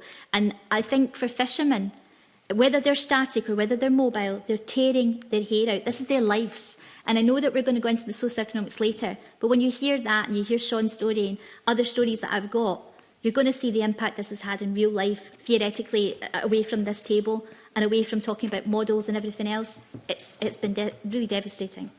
Yeah, Sean. Quite happy for me to read it. Yeah, absolutely. Go ahead, it Sean. kind of puts everything into perspective for me. Right, I'm here today as a fourth-generation lobster and crab fisherman from Ballantrae in the Firth of Clyde. Fishing isn't just my job, it's my identity and all I've ever known. The proposed SSI 2026-10, with its track record requirement, effectively shuts people like me out of their own waters. If you don't fit the paperwork, you don't get to fish, regardless of skill, sustainability or family history. The closure of the cod box for the 5th year running, combined with the pressure of the interim crab and lobster measures, has meant reduced safe areas to fish in and up to 69% of our total catch return at times. Taken together, those measures making viability for our small community-based boat very, very difficult. This isn't just an economic issue, it has a serious impact on my mental health. Watching your livelihood disappear because of decisions made from the harbour is deeply distressing. People in power may see this as a policy. For us, it's a slow killing of a profession, a community and a way of life that has existed for generations. We want sustainable seas, we depend on them, but sustainability must include the people who have fished responsible for decades. Right now, these decisions are pushing local fishermen out, not protecting the Clyde. Thank you, Sean. Alex. Just going back, I hear you, Sean, and SIFT is fully supportive, as I said, but I will keep repeating it, of removing the prohibition. I do have a question around that, potentially for Professor Heath, about the sort of proportions of what we do know about cod caught in creels when we look at that in comparison to trawl, which I certainly don't understand, but perhaps you do. But Finlay, convener, just to highlight What you were saying about the political aspects of this, and Elaine talking about the wider issues and what we should deal with nationally and what we should deal with at a local level. I would hope that we don't consider Spice to be particularly political in any way. So Spice have written 2 amazing blogs on this back in 2024, as you know, ahead of the last consideration of this committee. And their last line of that second blog said, future consideration of the Scottish Government's approach to the Clyde seasonal closure could seek clear answers about whether recovering Clyde cod remains the defining policy objective. And I think that's so clear. Is that what the Scottish Government is trying to achieve there? Because if that's what they're trying to achieve, what you have in front of you will not achieve it. Ria. Thank you. Yeah, I just want to echo first that Spice 2-part briefing is excellent. I think it also speaks to a bit of what's been said around the room about a lack of trust and transparency. And I want to pull back again that there is a real concern around the Marine Directorate. I mean, we've had the Directorate head of Sea Fisheries come in and give anecdotal evidence, not once but twice. And I think as parliamentarians and as stewards of legislation, it is highly concerning that the Marine Directorate has repeatedly not done what has been asked. Again, just to pull out, we've had a lot of people around this room in the same evidence sessions in the pre-budget scrutiny who are usually, to the convenience of Marine Directorate and the government pitched against each other, actually say there is a lack of transparency and trust coming from Marine Directorate.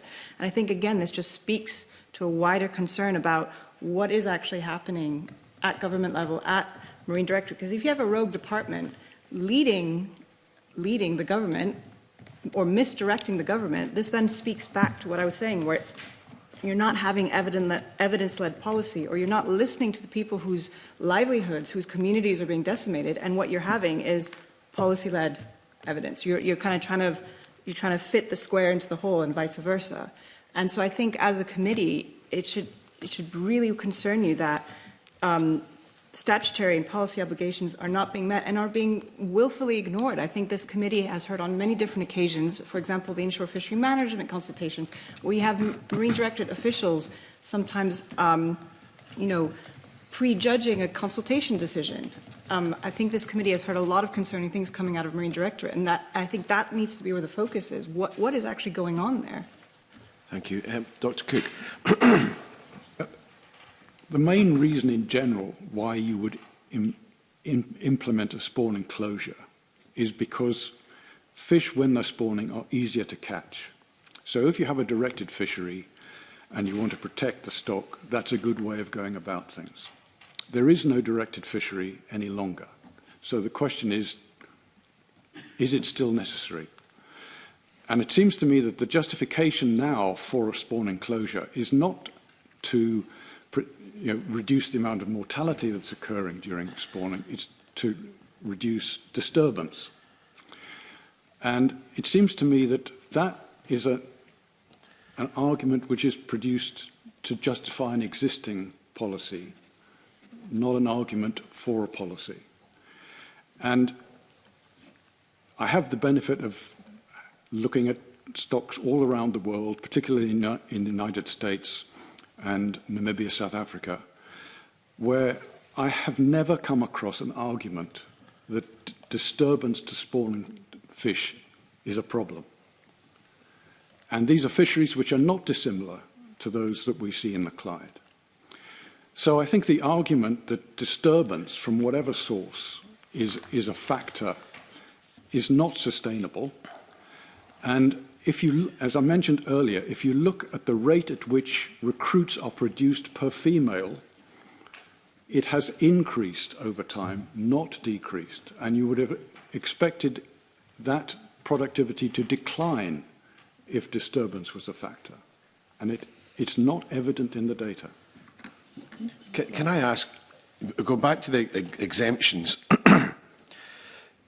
would reinstating exemptions significantly impact the outcomes that the Scottish Government want to achieve, or is this tool just simply so unfit for purpose it would make no difference? Based on the fact that most of the exemptions have been developed around a disturbance to spawning? I think the disturbance argument is really neither here nor there. I don't think these measures will reduce disturbance to such a degree that it's going to have any noticeable benefit.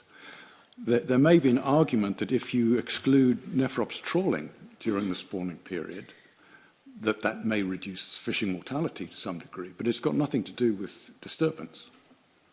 Okay, thank you. Just Ariane. a clarifying question on the disturbance. So disturbance is what kind of disturbance? Sound, trawling, contact on the bottom of the seabed? The argument is that activities, it could be noise, it could be physical disturbance through a trawl going through a spawning aggregation or so forth, would prevent fish from successfully spawning. Mm-hmm. But, I mean, there are all sorts of natural causes. Seal predation, for example. Seals will be attacking spawning populations and they will disturb cod. Severe storms will also impact them. So, the added disturbance caused by creeling, I would have thought, was negligible. But that's an opinion. That's not based on data. Can I ask, Elaine, do you think that tailored controlled exemptions should be considered as part of this tool, looking at the impact there is on those fishing businesses that are excluded? I think I would go back to the fact that we need to be talking about doing neutral, unbiased science without political, to actually answer that question. Because I think we just heard that Marine Directorate we never had a massive problem dealing with Marine Directorate. I think what I'm seeing is that Marine Directorate are under-resourced and that they are having issues because, again, I've mentioned we're doing management by fear of litigation, in my opinion. We're frightened that somebody's going to take us to judicial review, so we might have to, that we're not meeting the conditions of the Fisheries 2020 Act. And what we are being forced into is a situation that's not ideal for anybody.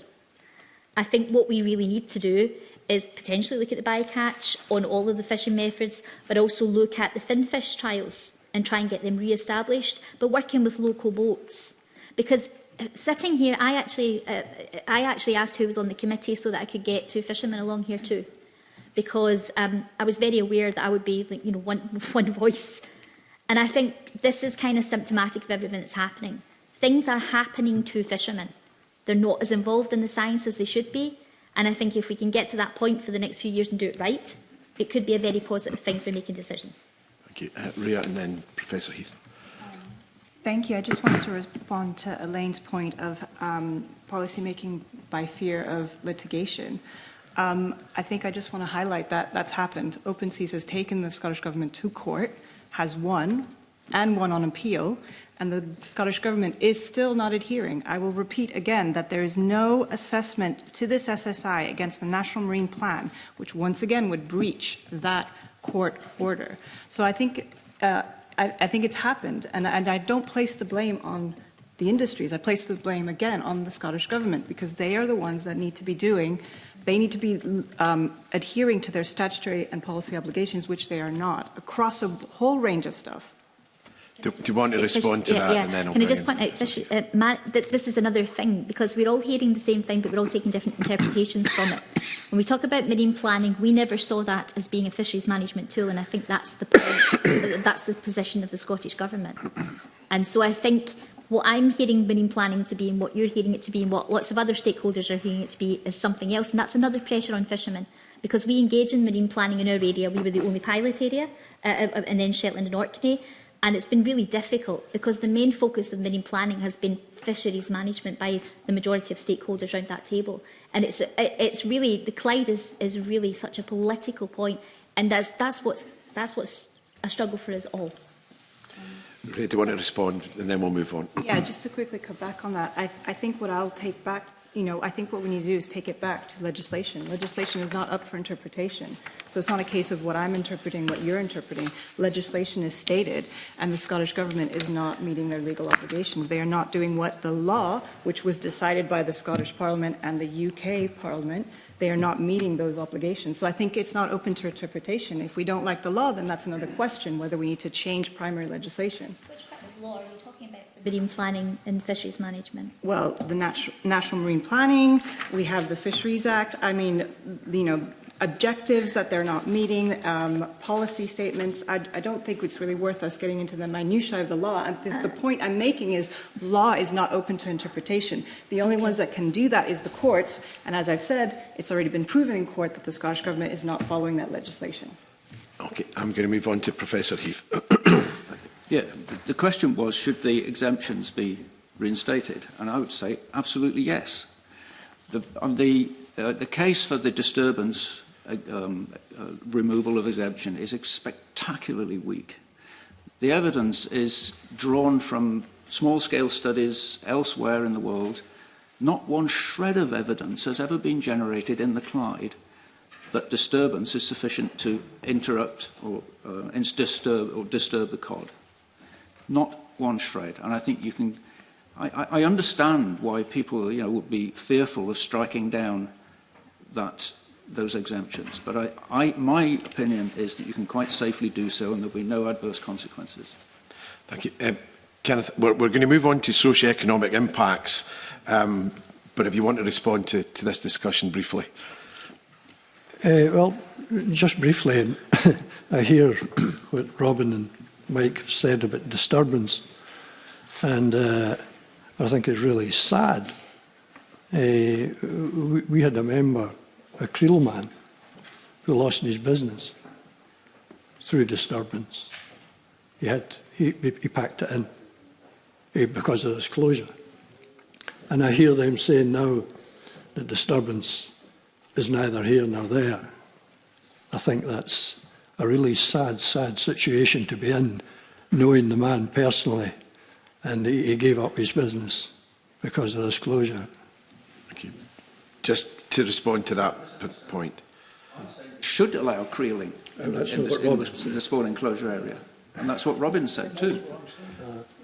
My interpretation is the two scientists are suggesting any removal of exemptions because of noise disturbance, etc., was not founded in science that was based on the Clyde. But that's certainly the argument the government pushed quite strongly the last time we discussed this instrument, which again is one of the reasons why we're sitting around this table, because of the dispute over the science that had been used to, to inform the Clyde Cod Bog policies. West wind creates more noise than any creel would ever create. Thank you. I'm going to move on to socio-economic impacts with some questions to start with Alistair Allen.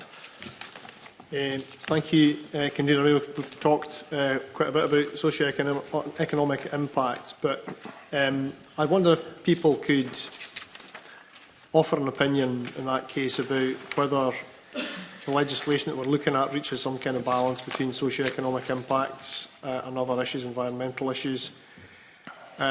Whether the legislation is, as I think other people have used the phrase, is evolving to cope with changing circumstances, and also what people feel about the alternative scenario, which is that the legislation is not passed. Anyone like to kick off with Alistair? I think I'm going to sound like Elaine for a moment here. You've got to take a look at the bigger picture. This piece of legislation is 6-week closure in the Clyde. It's not on its own damaging. But when you take a look at how it lies alongside all the other cumulative effects of closures, we've heard about the 5 MPAs, the naval seabed that's required. The overall cumulative impact of all these restrictions is to push fishing towards commercial unviability. Thank you. Elaine. Yeah. I was actually looking at the socio-economic impact work that the government done, and they talked about how there's not an islands impact, that was a community impact that was required. But I work with people from Kintyre and Islands, and to be honest with you, the Magnus Spear Legs, they called it the mainland island, because we face all the same issues. We've got depopulation, we've got difficulty getting there. We want to keep those populations there as much as we can. So obviously Sean's given his opinion. I've got a few other fishermen who wanted to say something. Paul McAllister, he has 2 young children, 2 and 4. He had 3 boats, he sold one. He was employing 10 people and is now employing 7 people. He has started the paperwork to leave for New Zealand to take his young family because the stress of this is becoming really too much for him. And the point that he made was that Campbelltown Creamery ran a fuel campaign to save the creamery with 11 full-time members of staff. He had 10. This is the impact that this is having on local communities like Campbelltown and all around the Clyde. It's really, really important. He'll leave a tight-knit family because of situations like this. You mentioned Kenny Campbell. It eats at my conscience every night that we couldn't help him through this whole debacle because, as I said, it's political to some people sitting around the table. That man gave up. Andrew Harrison made some points that he was very disappointed about the perception of bycatch because we're all talking about bycatch. He logs every single time he goes out for a trip what he catches, and it's less than 1% cod. So that data is with Marine Scotland, so why are we not using that? Final point was from Alex Gillis. He took part in the CFA trials like Andrew did, and he said, why is the Clyde completely different from every other area? Any science should happen not only in the Clyde but nationally, and also the pressure of monitoring that we're under. We have monitoring boats following our boats when we leave the harbour. It feels like we're doing something illegal when we're just doing what every other legal fisherman does in the country. And I think it's really, really easy to forget the impact of people. I take the phone calls from people, how stressed out they've been through this. And every time I see somebody writing, we've wrote to the media about this or we've written to this, this is people's lives. And they're not all here to be heard. And it's not a game. So I guess the socio-economic impacts are really serious for me. We've went from, I mean, you can see the figures in terms of the landings drops well over, it's like 1.5 million we lost. That's not 1.5 million 1 year, that's every year that this is in place. And that is a significant amount of money to places like Kintyre and Ayrshire. And we need to start thinking about that. It is a massive impact. We need to be aware of what this is causing. And it's not just the landing figures, it's all the industry attached to that as well. Esther and then Kenneth. Yeah, I just want to say thank you for sharing your stories. I really sympathise with the views that are coming forward. I wanted to emphasise that we need to look at this from a much more ecosystem-based approach, and as Professor Heath mentioned earlier, that includes people as part of the ecosystem. The marine environment is a very complex place. We're looking at one spawning closure that supports one stage of a fish's life history. We've already talked about how we're not necessarily taking into account all the rest of the impacts, all the rest of the life stage histories. And I think we need to make policy that is smarter and that can also, leverage benefits for people. We know that healthy seas, healthy fish populations supports sustainable businesses, and we want to see legislation done in a smarter way in conjunction with other aspects. We've not even, people have mentioned things like marine protected areas. We know about the UK Fisheries Act. We've got fisheries management plans. There's a lot of different pieces on the board, and these all need to work together in a way that is going to enhance the opportunities for sustainable businesses and for communities. Thank you. Megan. Just to follow on from Esther's points there, definitely echo what you were saying of an ecosystem approach. And marine protected areas have been mentioned several times now, and I think it's a good time to mention the no-take zone and the South Arran MPA. And these areas both show that a zoning approach supports habitat as well as commercially important species, and also increases opportunities for low-impact fishing, so creels and diving. We've seen a real increase in scallops and other commercially important species in these areas that support these businesses. And we really, Coast are really concerned about the drop in fishing levels in the Clyde. Over 20 years, we've seen 80% reduction in trawl and dredge vessels and around 70% reduction in static fishing vessels. There used to be, a productive fishing communities on Arran, and that is no longer the case, and that is because of the unchecked ways of trawling and dredging, which has completely decimated these stocks that we're talking about today. And we need effective measures in order to address it. You know, these measures have been in place since the year I was born, and they have not done nothing to address the decline in the stock. So we need to address bycatch, but we also need to address, as Esther was saying, a wider ecosystem approach. So thinking about the habitats and the whole life cycle of the cod. Thank you. Thank you. Kenneth? I'm just wondering where the decline in the stocks has come from. I'm a bit puzzled with that one. When I went to the fishing in 1969, the Nethrops fishery was a summer fishery. It's now an all-year-round fishery. And there's prawns, in the prawns as we call them, not Nethrops. There's more prawns in the Clyde now, 10 times more than there was when I went to the fishing. So there's a massive increase in the stock. And we hear on social media with campaign groups saying that there's no herring in the Clyde. There's no herring in the Clyde. What a load of nonsense. We don't fish herring because it's economically not viable to fish herring in the Clyde, because we've got to transport them to Peterhead for a start, and it costs £1,500 for each lorry that goes up the road. The Nethrops fishery is profitable. The trawlers are doing really well, have done consistently for the last 6 years. And on the herring front, the reason, I've explained the reason we were the last boats to partake in the herring fishery, and we left it because it wasn't viable, and it hasn't been so for the last 6 years. But it doesn't mean there's no herring there. The quota for the Clyde is 530 tonne, and Northern Irish PO have 2/3 of that because of their track record. And just before, a month before Christmas, 2 boats come up from Northern Ireland into the Clyde and fished 340 tonne, of herring in one night.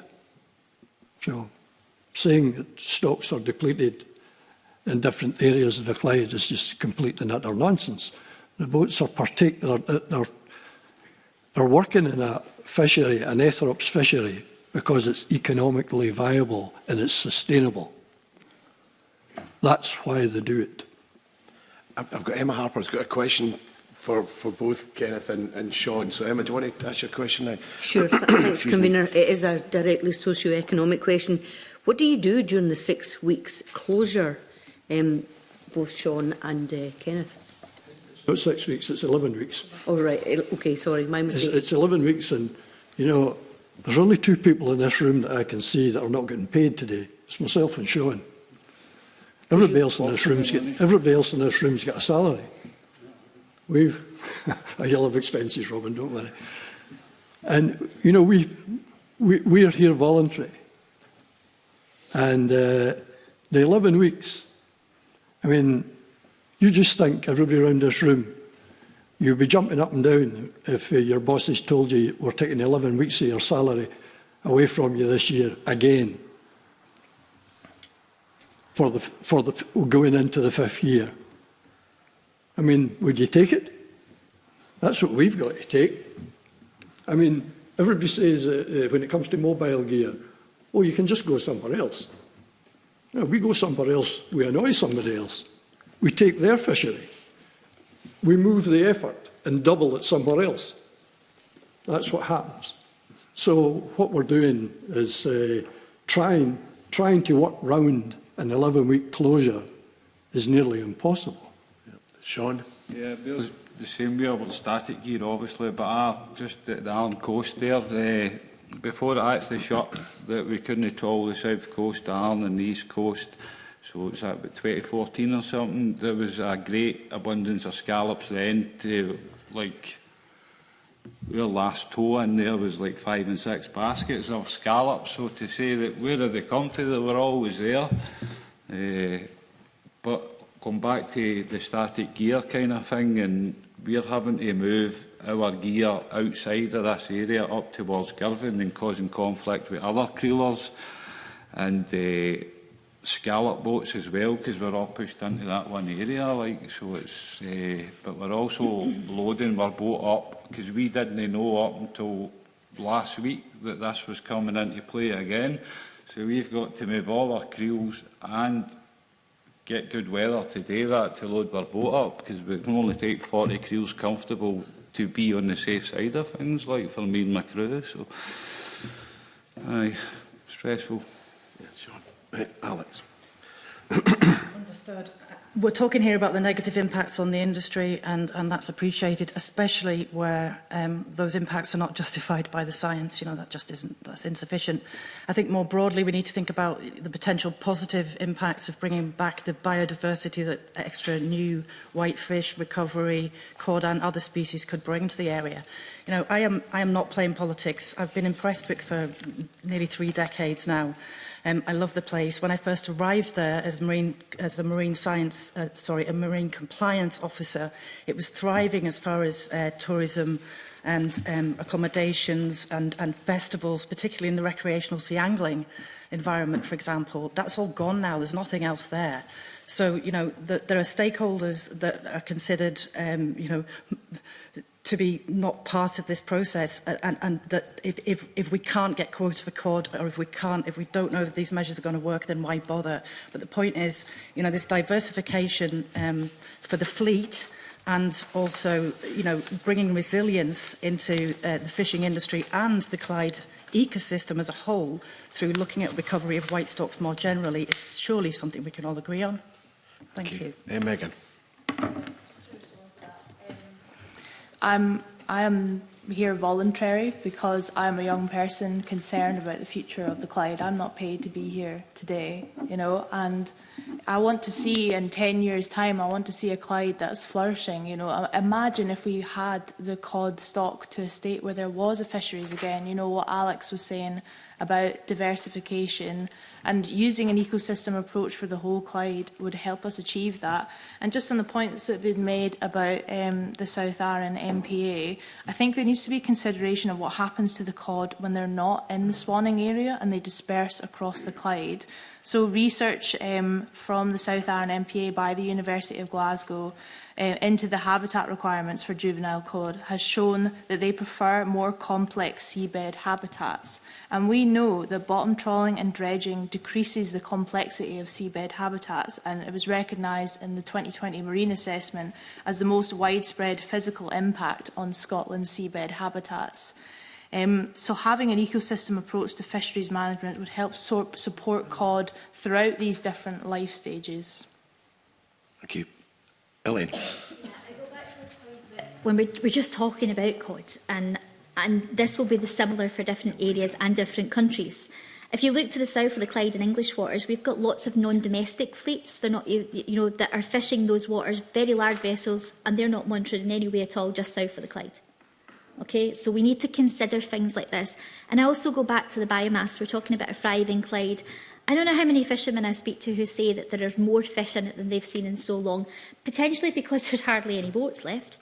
But, you know, the sprats have increased. There's been recent that the herring there, the biomass is increasing. The biomass is increasing of fish. They're smaller, and there's different types of stocks coming in, even bluefin tuna.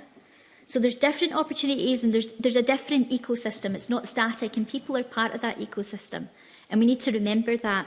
And I think this is a national issue we need to get our heads around. And I think I'd like to point out as well, we were part of the no-take zone when it first started, and we haven't had very good communication in the last few years about it. It's actually become something that has been a bit of a regret of ours, that we haven't been involved in it the way we would have wanted to be.